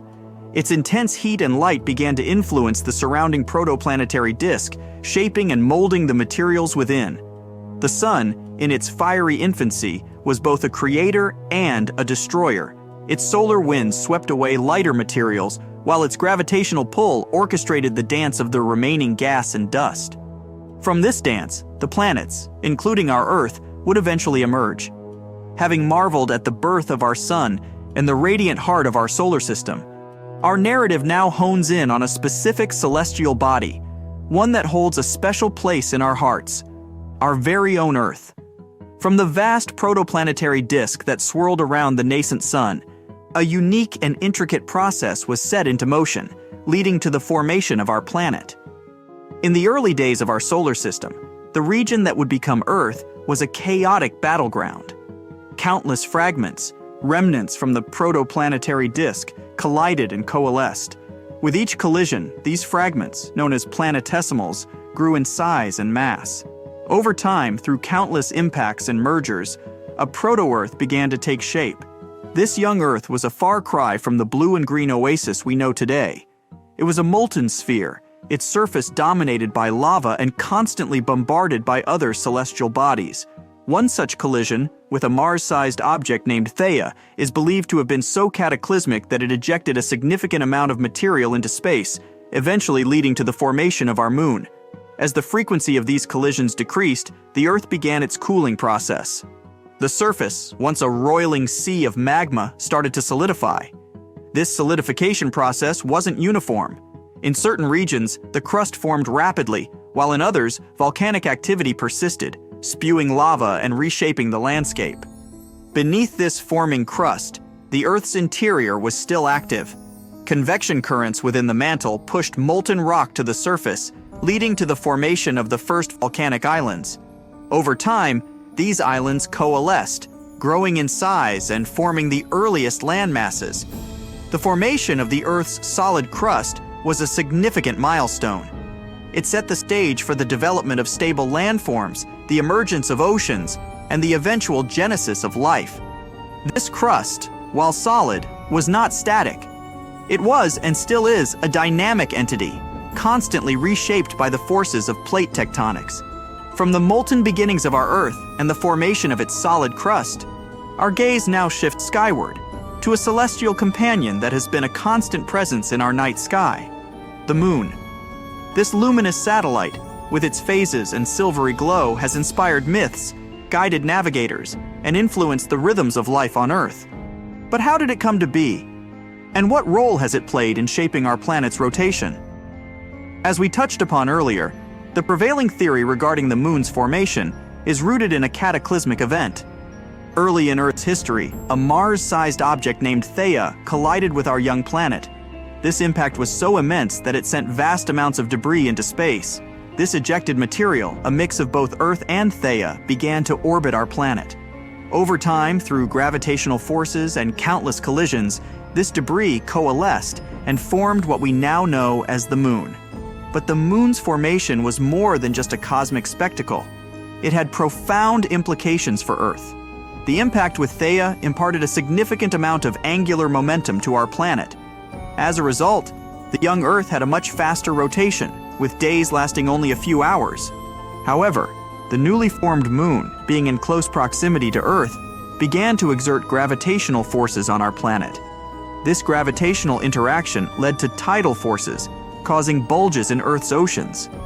As the Moon orbited Earth, these tidal bulges attempted to align with it, but due to Earth's rotation, they were always slightly ahead. This discrepancy resulted in the bulges exerting a gravitational pull on the Moon, causing it to move away from Earth slowly. Conversely, the Moon's gravitational influence acted as a brake on Earth's rotation, gradually slowing it down. Over billions of years, this interaction has led to the lengthening of Earth's day and the Moon's gradual drift away from our planet. Today, the effects of this interaction are still evident. The Moon continues to recede from Earth at a rate of about 3.8 centimeters per year, and our days are gradually getting longer, albeit at a very slow pace. The Moon's formation and its intricate dance with Earth serve as a testament to the interconnectedness of celestial bodies.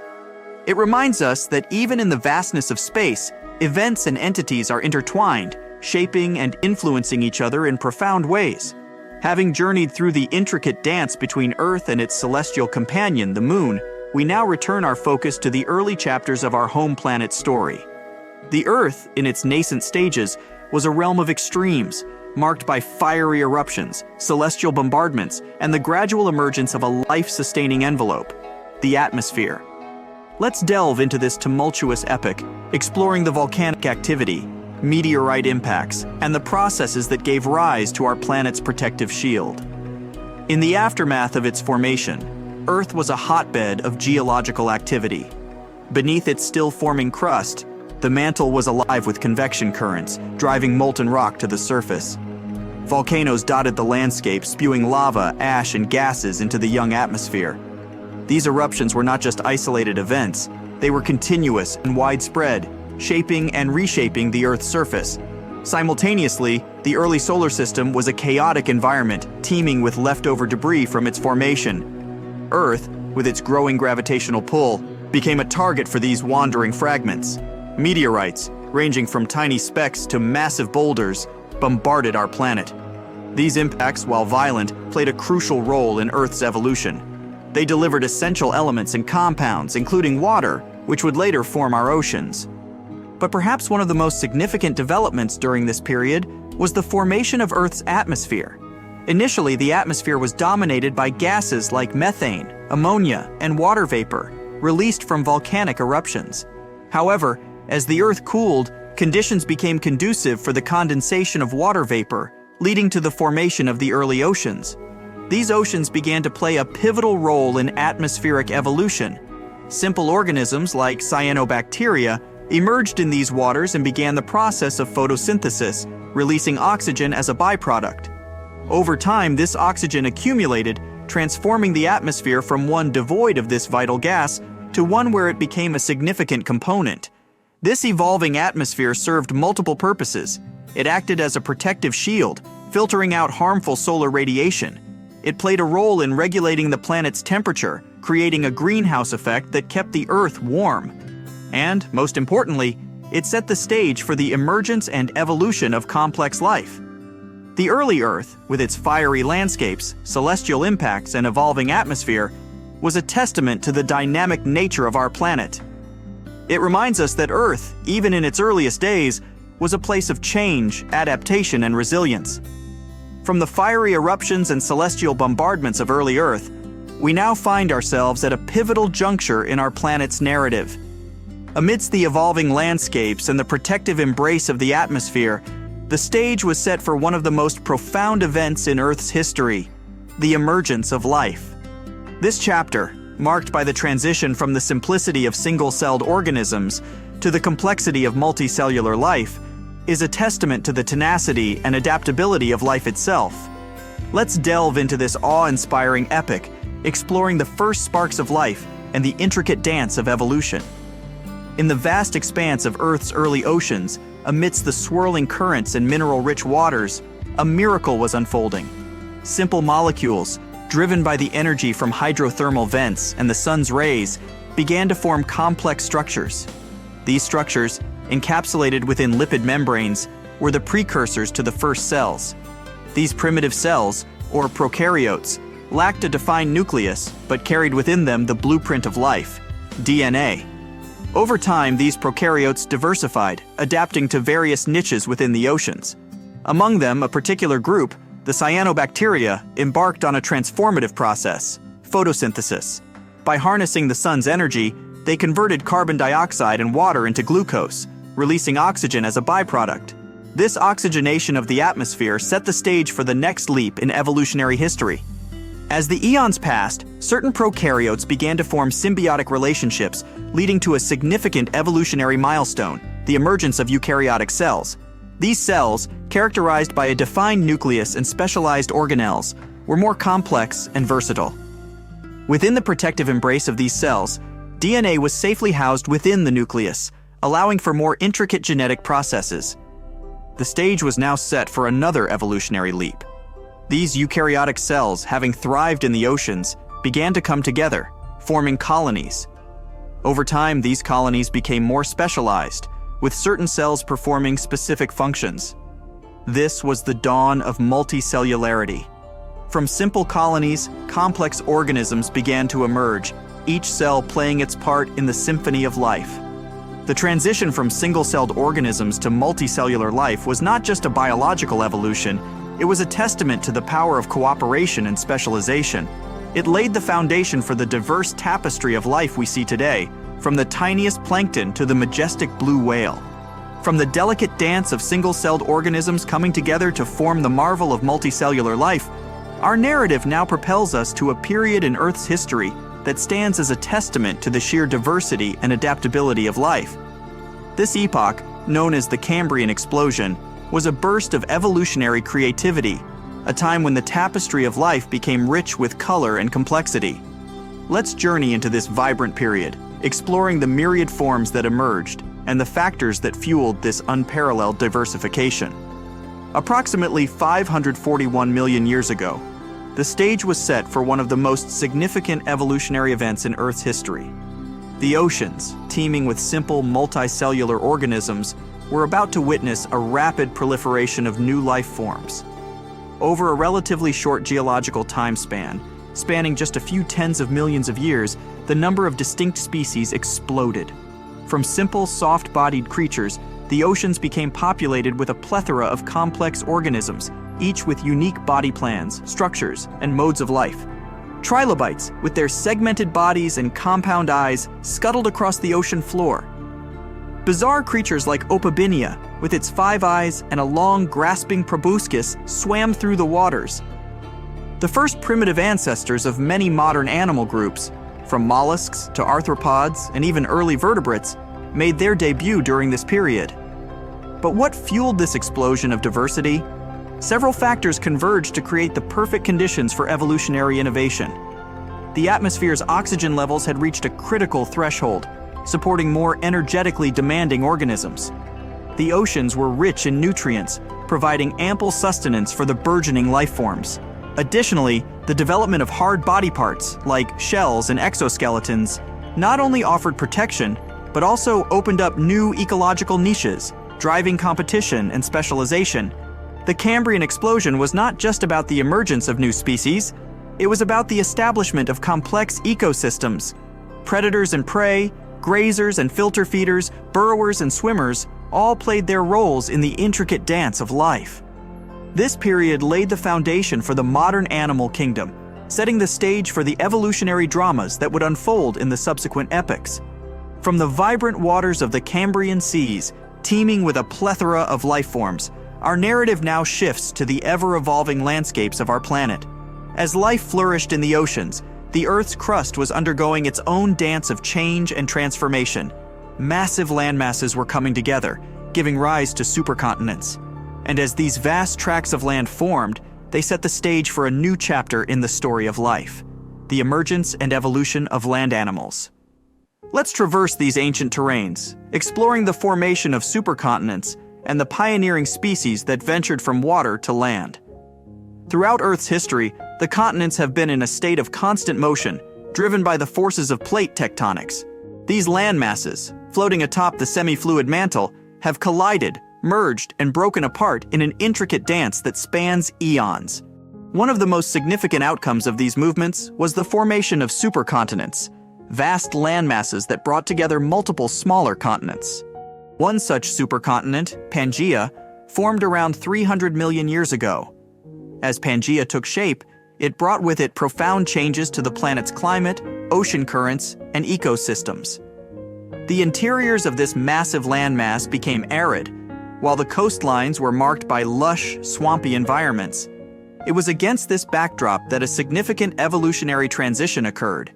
Life, which had primarily been confined to the oceans, began to explore the terrestrial realm. The first pioneers of this transition were plants, which colonized the land and transformed it into a green, hospitable environment.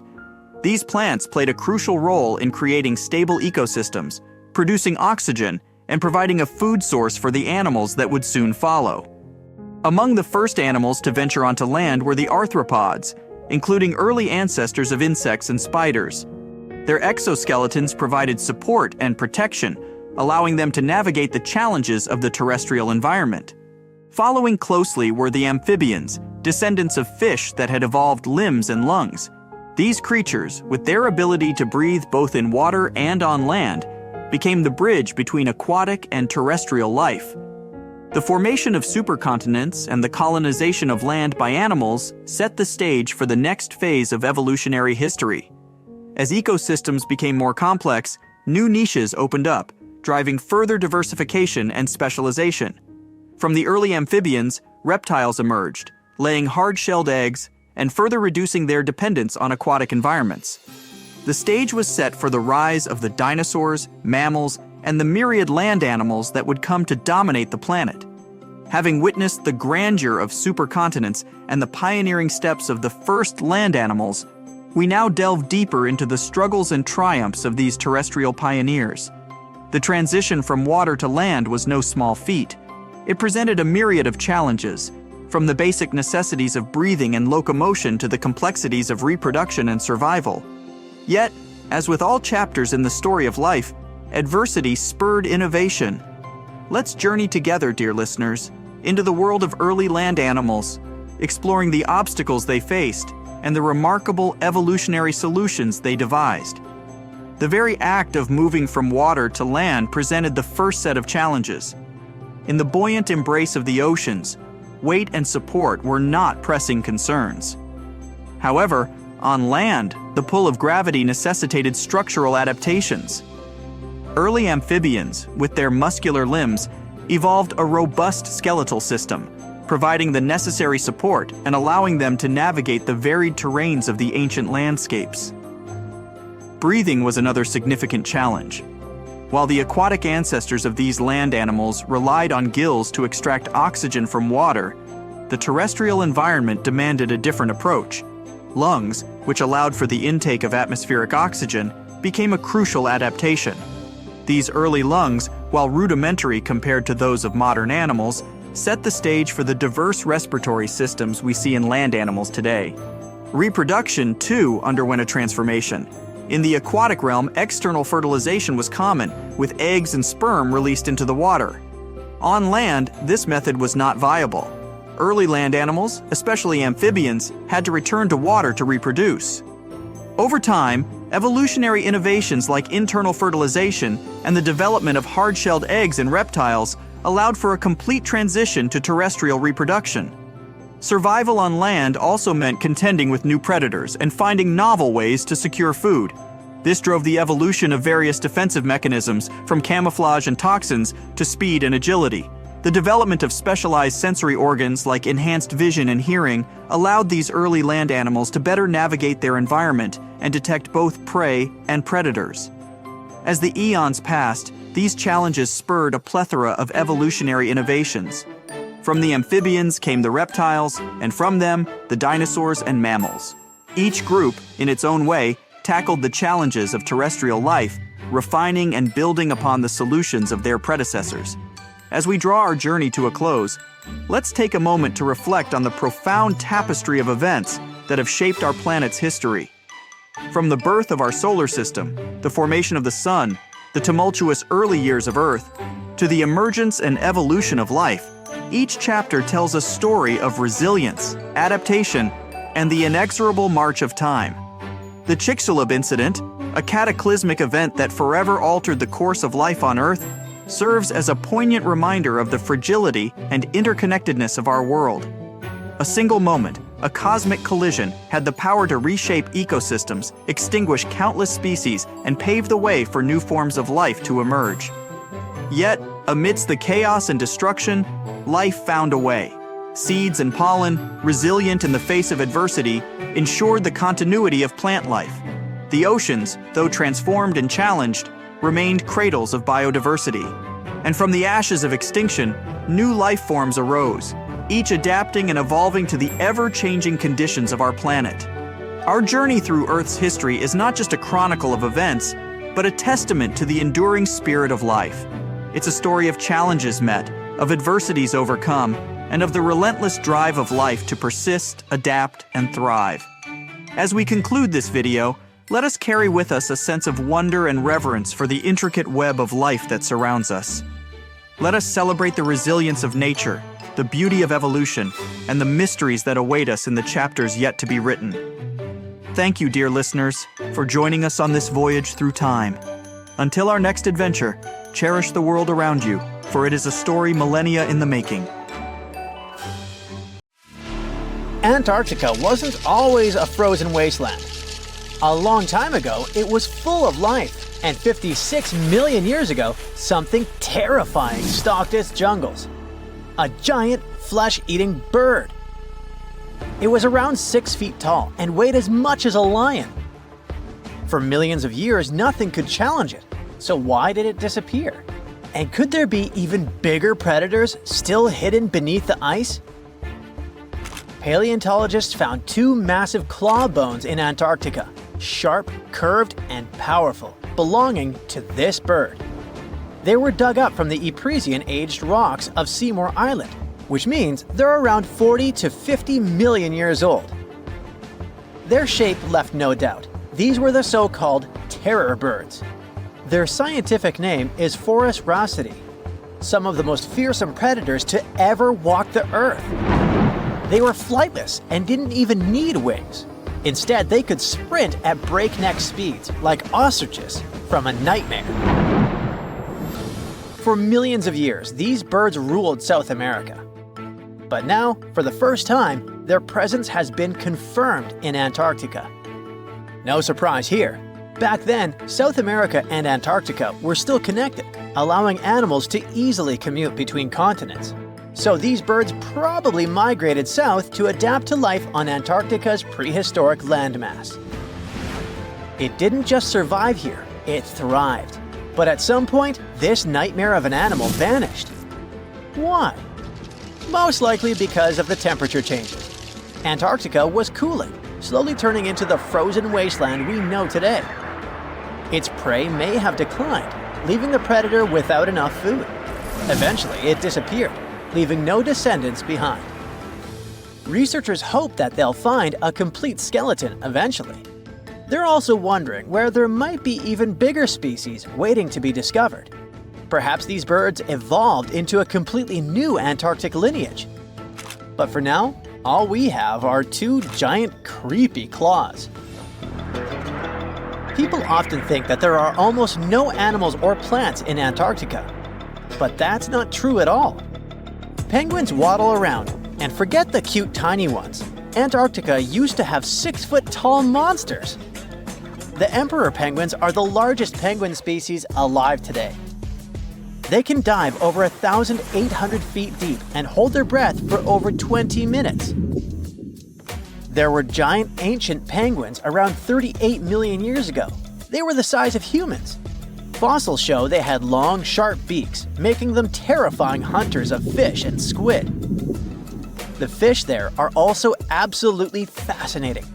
Forget giant squids. Colossal squids are nightmares even bigger. Some reach over 40 feet long with massive, super sharp beaks and eyes the size of dinner plates. Finally, orcas, the apex predators of the Antarctic Ocean. They hunt in packs, working together like a wolf pack of the sea to take down seals, fish, and even massive whales. There are even tiny plants like moss and algae, Antarctic hairgrass and pearlwort. They somehow survive against all odds. There are many other myths going on about Antarctica. For example, some people think that when icebergs break off from glaciers, they immediately start drifting straight into the open ocean until they melt. But the reality is way more chaotic. First, when an iceberg breaks off from a glacier or ice shelf, it has to deal with underwater obstacles. It can stay stuck on the seafloor for decades without moving. Then they get caught in powerful whirlpools and spin in place for months. One iceberg, a 23A, spent nearly 40 years frozen in place before finally breaking free, only to get caught in a swirling ocean vortex for another 8 months. After that, their paths are influenced by ocean currents, tides, winds, and even underwater topography. They don't just float freely. Their movements are full of literal, unexpected twists. And speaking of glaciers, another strange rumor is that some humans can't travel more than 311 miles inland in Antarctica because of an impassable ice wall, freezing jet fuel, deadly winds, and no oxygen. But this is completely false. Antarctica has been explored by planes, vehicles, and even scientists on foot. There's an entire research station sitting at the South Pole. People live there all year long. The ice wall is real, a massive ice cliff rising above the ocean. But that isn't some secret barrier, it's an ice shelf. These are thick slabs of ice that form when glaciers slowly flow off the land and spread over the ocean. Almost 3/4 of Antarctica's coastline is made up of them, but they don't form some giant ring around the world. Antarctica is one of the most extreme places on Earth, but we've conquered its challenges and we keep learning more about it every year. That's why every year, millions of dollars are poured into keeping research stations running, protecting wildlife, and making sure the people who live there have everything they need.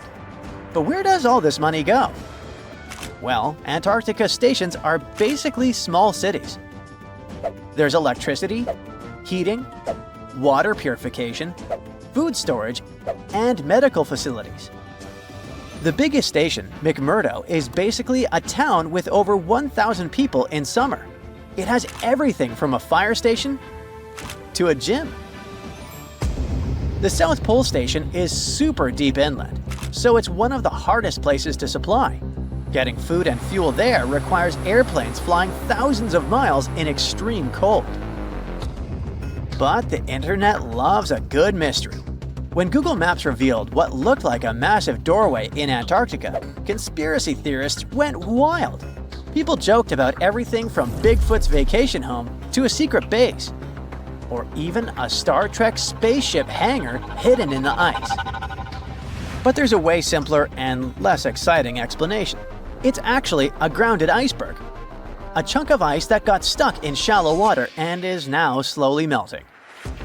As ice moves across the landscape, it flows around bumps and obstacles, creating odd shapes. The process of melting, breaking apart, and refreezing can carve ice into unexpected forms.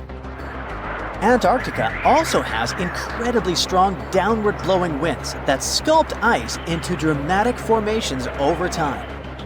No secret doorway, unfortunately. And speaking of doors, for years, Ushuaia, Argentina, has been called the gateway to Antarctica, the last stop before the icy continent, the place where expeditions begin. But there's another option. Punta Arenas, Chile. Let's compare them. Ushuaia is closer to Antarctica. It's the top departure point for tourists going on cruises. But no regular flights to Antarctica. No major scientific bases operating from here. It's basically controlled by the military, which refuses to allow private flights, only commercially operated ships. Yes, Punta Arenas is further from Antarctica, but 22 countries and global organizations use it as their main base. There are regular flights to Antarctica happening there every year. Private airlines can actually operate here, making it the real air connection to Antarctica. Ushuaia may have the best location physically, but Punta Arenas actually runs the show. Argentina made a huge error in picking its Antarctic airbase. Instead of setting up a simple, accessible base at sea level, they built Marambio Base, very high on rough terrain, completely impossible to reach by land. Everything has to be flown in by helicopter, making operations slow, expensive, and frustrating. For 50 years, Argentina stubbornly stuck to this bad decision, while Chile set up efficient, well-planned bases that the world now uses. If things don't change, Ushuaia will be nothing more than a tourist stop. But what's terrifying is that Antarctica seems to be returning to its past. It's supposed to be the coldest place on Earth, but something shocking happened just recently. For the first time in recorded history, temperatures in Antarctica broke 68 degrees Fahrenheit. This continent is buried under miles of ice. Usually, temperatures there can drop to minus 112 degrees. But in the winter of 2020, scientists recorded an insane 69 degrees on Seymour Island, hotter than many places in Europe at that time. Scientists believe there are several reasons for that. First, there are changes in the way heat moves around the planet's waters. Second, melting permafrost due to the planet warming. It looks like the climate is changing faster than expected. A piece of whale rib has recently been found in a North Carolina mine. Not a big deal, some might think. Hey, why can't a whale be a miner, right? But this fragment offers scientists a unique glimpse at the interactions between prehistoric sharks and whales from around 3 to 4 million years ago. The thing is, 3 tooth marks embellish the rib. That means that the whale was once badly bitten by an animal with a super powerful jaw. Judging by the spacing between the tooth marks, and it reaches almost 2.5 inches. This animal could be a mega-toothed shark. I'm talking about the megalodon. Or it could be a different shark species which was around at that time. The curvature of the shark's jaw shows that the animal was relatively small, between 13 and 20 feet long. Yeah, small. As for the whale, it seems to be the ancestor of a great blue or humpback whale. Researchers are amazed. You don't usually expect to find evidence of animal interaction and behavior preserved in the fossil record. After examining the sample carefully, they concluded that the shark must have gone away with a mouthful, but the whale had survived because most of the fossil fragment is covered with what is known as woven bone. It quickly forms in response to localized infection. Such bone isn't particularly strong, and later the body remodels it into compact bone tissue. But it takes time. The presence of this bone means that the healing was incomplete and the whale passed away 2 to 6 weeks after the unfortunate encounter. On the other hand, its demise could have been unrelated to the infection and injury. Only a handful of fossils show such kinds of interactions between ancient animals. You can often find bite marks on fossils indicating where the animal passed away and its carcass was scavenged. But this fossil is one of a few examples that not only show a wound inflicted by another animal, but also demonstrate that the prey survived. All fossils are exciting for paleontologists. Yes, they need to get out more. But some might look terrifying to regular people. For example, look at this picture of tentacle arms and octagonal-shaped heads. When it first appeared in mass media, internet users claimed that it was some ancient organism that had come from space.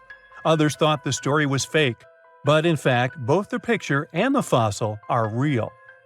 The fossil is known as a mortality plate, a fossilized representation of a mass extinction event of one or several species.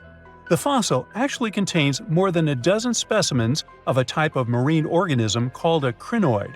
Despite their looks, crinoids were not plants but marine animals. This particular species lived deep underwater on the seafloor. Crinoids were related to starfish, sea urchins, and brittle stars. These creatures could attach themselves to the seafloor with stalks made up of flexible porous discs connected by soft tissue. The stalks were hollow, and that's where the animal's nervous system was located. Crinoids absorbed oxygen through thin-walled tube feet. The creatures usually reached the length of more than 8 inches and had 5 arms lined with leathery-looking, tentacle-like structures. They fed on plankton and sloughed off organic material. Now, even though these fossil finds seem to be super exciting, few creatures in the fossil record confuse scientists as much as the Tully monster. This curious sea creature sported a toothy, trunk-like snout and eyes splayed out on a rigid rod. But the most bizarre thing? It has been impossible to classify. Researchers have been considering a variety of organisms, for example, segmented worms, swimming slugs, and primitive eel-like creatures, since the monster was discovered in 1966. Recently, they have even tried to connect it to some species of jawless fish with a backbone-like structure. A team of scientists from Japan has used high-resolution laser scanners to examine the anatomy of Tully monster fossils in 3D. They concluded that the enigmatic fossil might be an invertebrate after all, and still, the true identity of the creature remains elusive. In the 1950s, amateur fossil hunter Francis Tully found a ghostly imprint of a torpedo-shaped organism with a huge tail fin in the Mizon Creek fossil beds in Illinois. Tully had never seen anything similar to the torpedo structure. He took his find to Chicago's Field Museum of Natural History. Paleontologists working there were baffled as well. Since then, scientists haven't been able to determine where the creature fits on the phylogenetic family tree, or where they should spend Thanksgiving. In 1741, an explorer and captain named Vitus Johansen Bering led an expedition to map the coast of Alaska. The ship he was on got shipwrecked on what later became known as Bering Island, and they got hungry. Half the crew survived thanks to the discovery of an extremely large sea cow. With the meat of these animals nourishing them, the sailors managed to build a small ship from the wreckage and return home. On their way back, a scientist who was among them spent his time documenting the animals and plants they had found. The sea cow was particularly interesting because without it, the crew wouldn't have survived. These animals were more than 26 feet long and weighed around 10 tons. All sea cows are members of the order Sirenia, marine mammals more closely related to elephants than cows. The scientists described them as having black skin, a small head, and stubby forelimbs. Those sea cows floated on the water's surface, munching on kelp. After the information about these animals became widespread, sea otter fur trading expeditions made use of that convenient depot en route. Sea cows were docile and could be easily hunted. Long story short, within 27 years after the scientists mentioned those animals, they were driven to extinction. But it's not the saddest part. The fossil record reveals a much deeper and darker history. Fossils of sea cows have been discovered all over the world, from Japan to Mexico. It means that the animal once thrived in the vast kelp beds around the entire North Pacific Rim. That small population discovered by the expedition was probably the last remains of a once much larger and way healthier population. More likely, Aboriginal hunting had already reduced the numbers of these animals to near extinction levels, and the final blow came from Western hunters. The living close relatives of those ancient sea cows are rarely hunted today. Still, they're under threat of extinction themselves. To some, this amazing fossil might look a bit disturbing. Slaves' lentils are fossils that belong to animals called nummelites. They lived and thrived in a warm, shallow sea covering part of Egypt around 40 million years ago.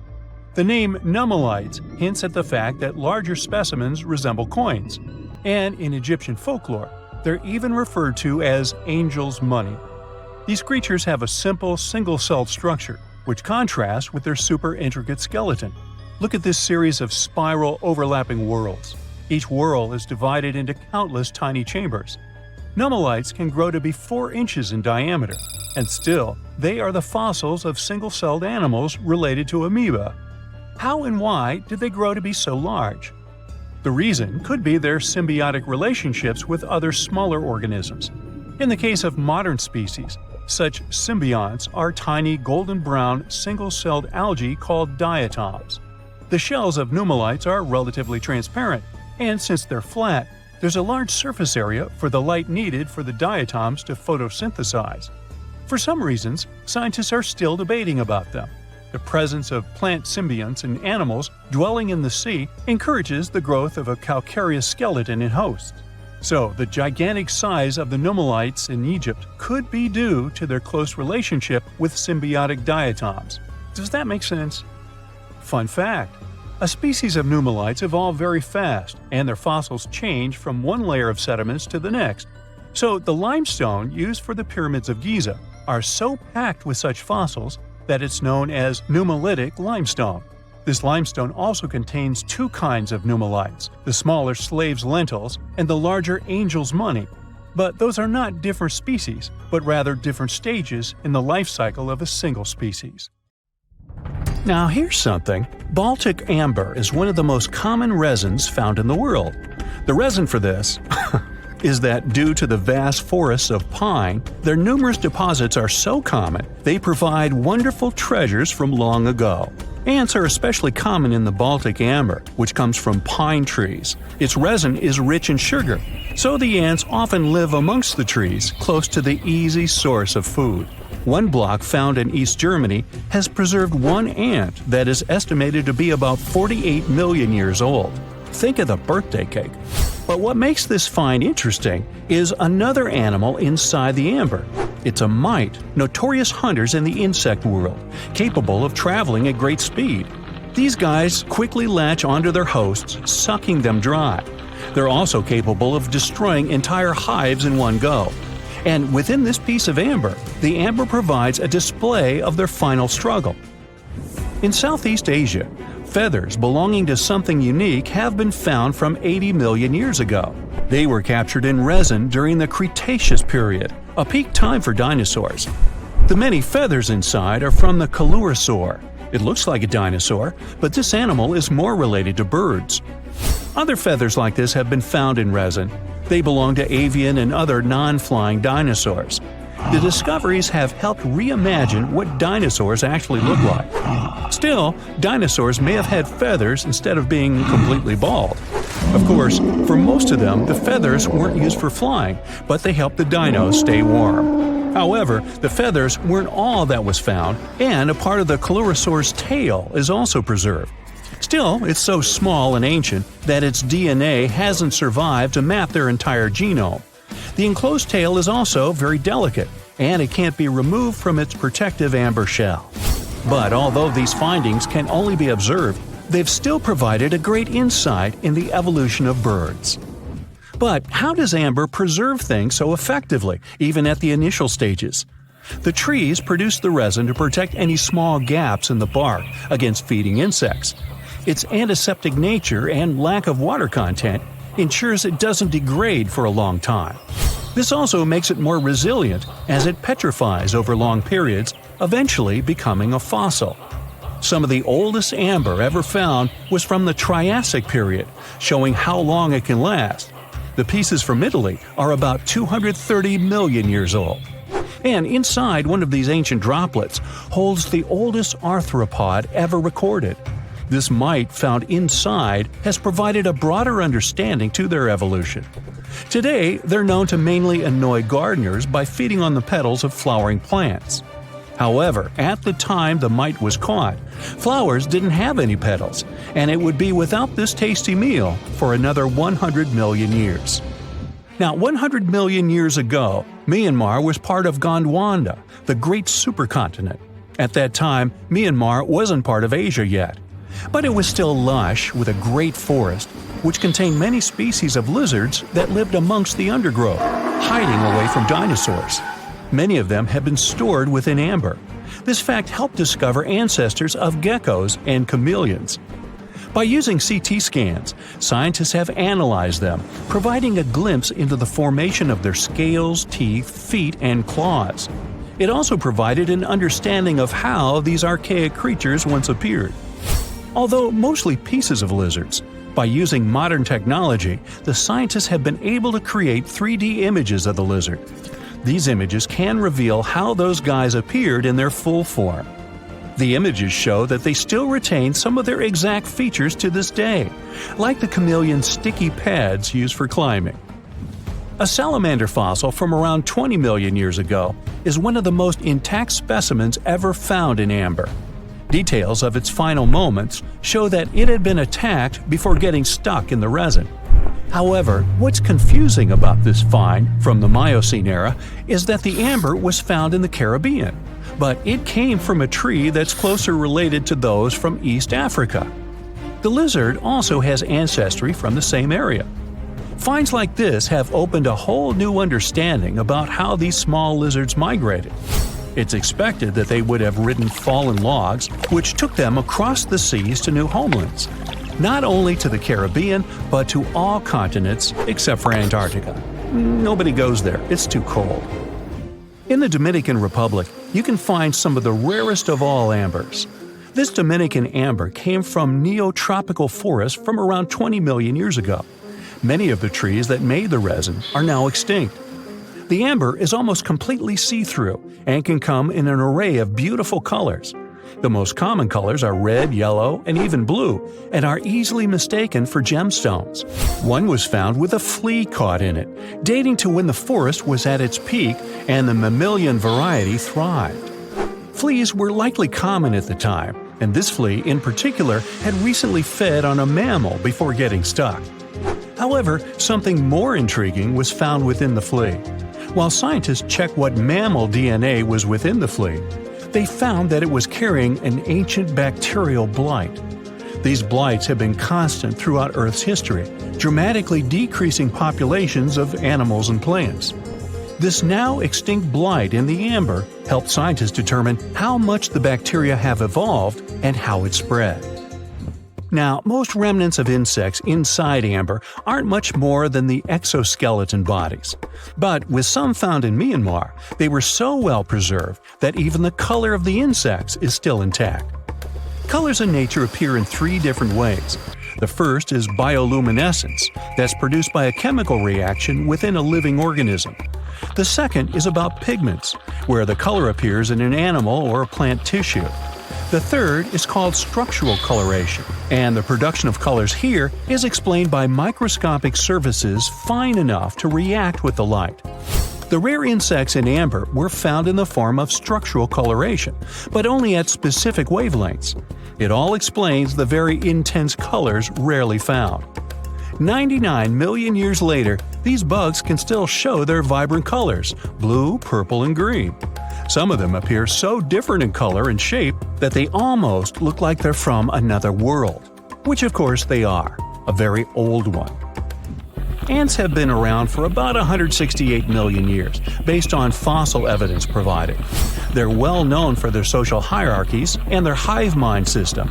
They've dominated almost every corner of the insect world, but when these social capabilities came about have been difficult to determine. Yet, recently, amber dated from 100 million years ago has shed some light into their evolution. Several amber pieces have preserved various ant types, including the worker ants, guardian or soldier ants, and even a queen ant. Before these pieces were found, it was estimated their social nature occurred millions of years later. A piece of amber dated 100 million years ago helped shed light on the evolution of birds. A perfectly preserved bird that hatched preserved in amber was already equipped with its flight feathers. With the earlier physical abilities, they would be capable of moving around the nest by themselves at a very young age, and it's expected they could search for their own food almost immediately. But as birds continue to evolve and spend more time in the skies, their brain developed larger for their cognitive abilities. After hatching, their early development was then more focused on the brain, and the chicks slowly became more reliant on their parents over time. In Spain, a massive treasure trove of amber and other fossils has been found. Inside, there were remnants of an entire ecosystem that existed 110 million years ago. A bunch of individual fossils were found. The vast collection includes many types of insects, mollusks, arachnids, plants, 50 different dinosaur bone fragments, feathers, and hair from mammals, and a McDonald's burger wrapper. Nah, just kidding. With the abundance of findings, it's helped researchers understand the ancient terrestrial ecosystem that once existed. With loads of specific details of the environment, they've reconstructed the swamp. This way, it's now possible to experience what it was like in the world of dinosaurs.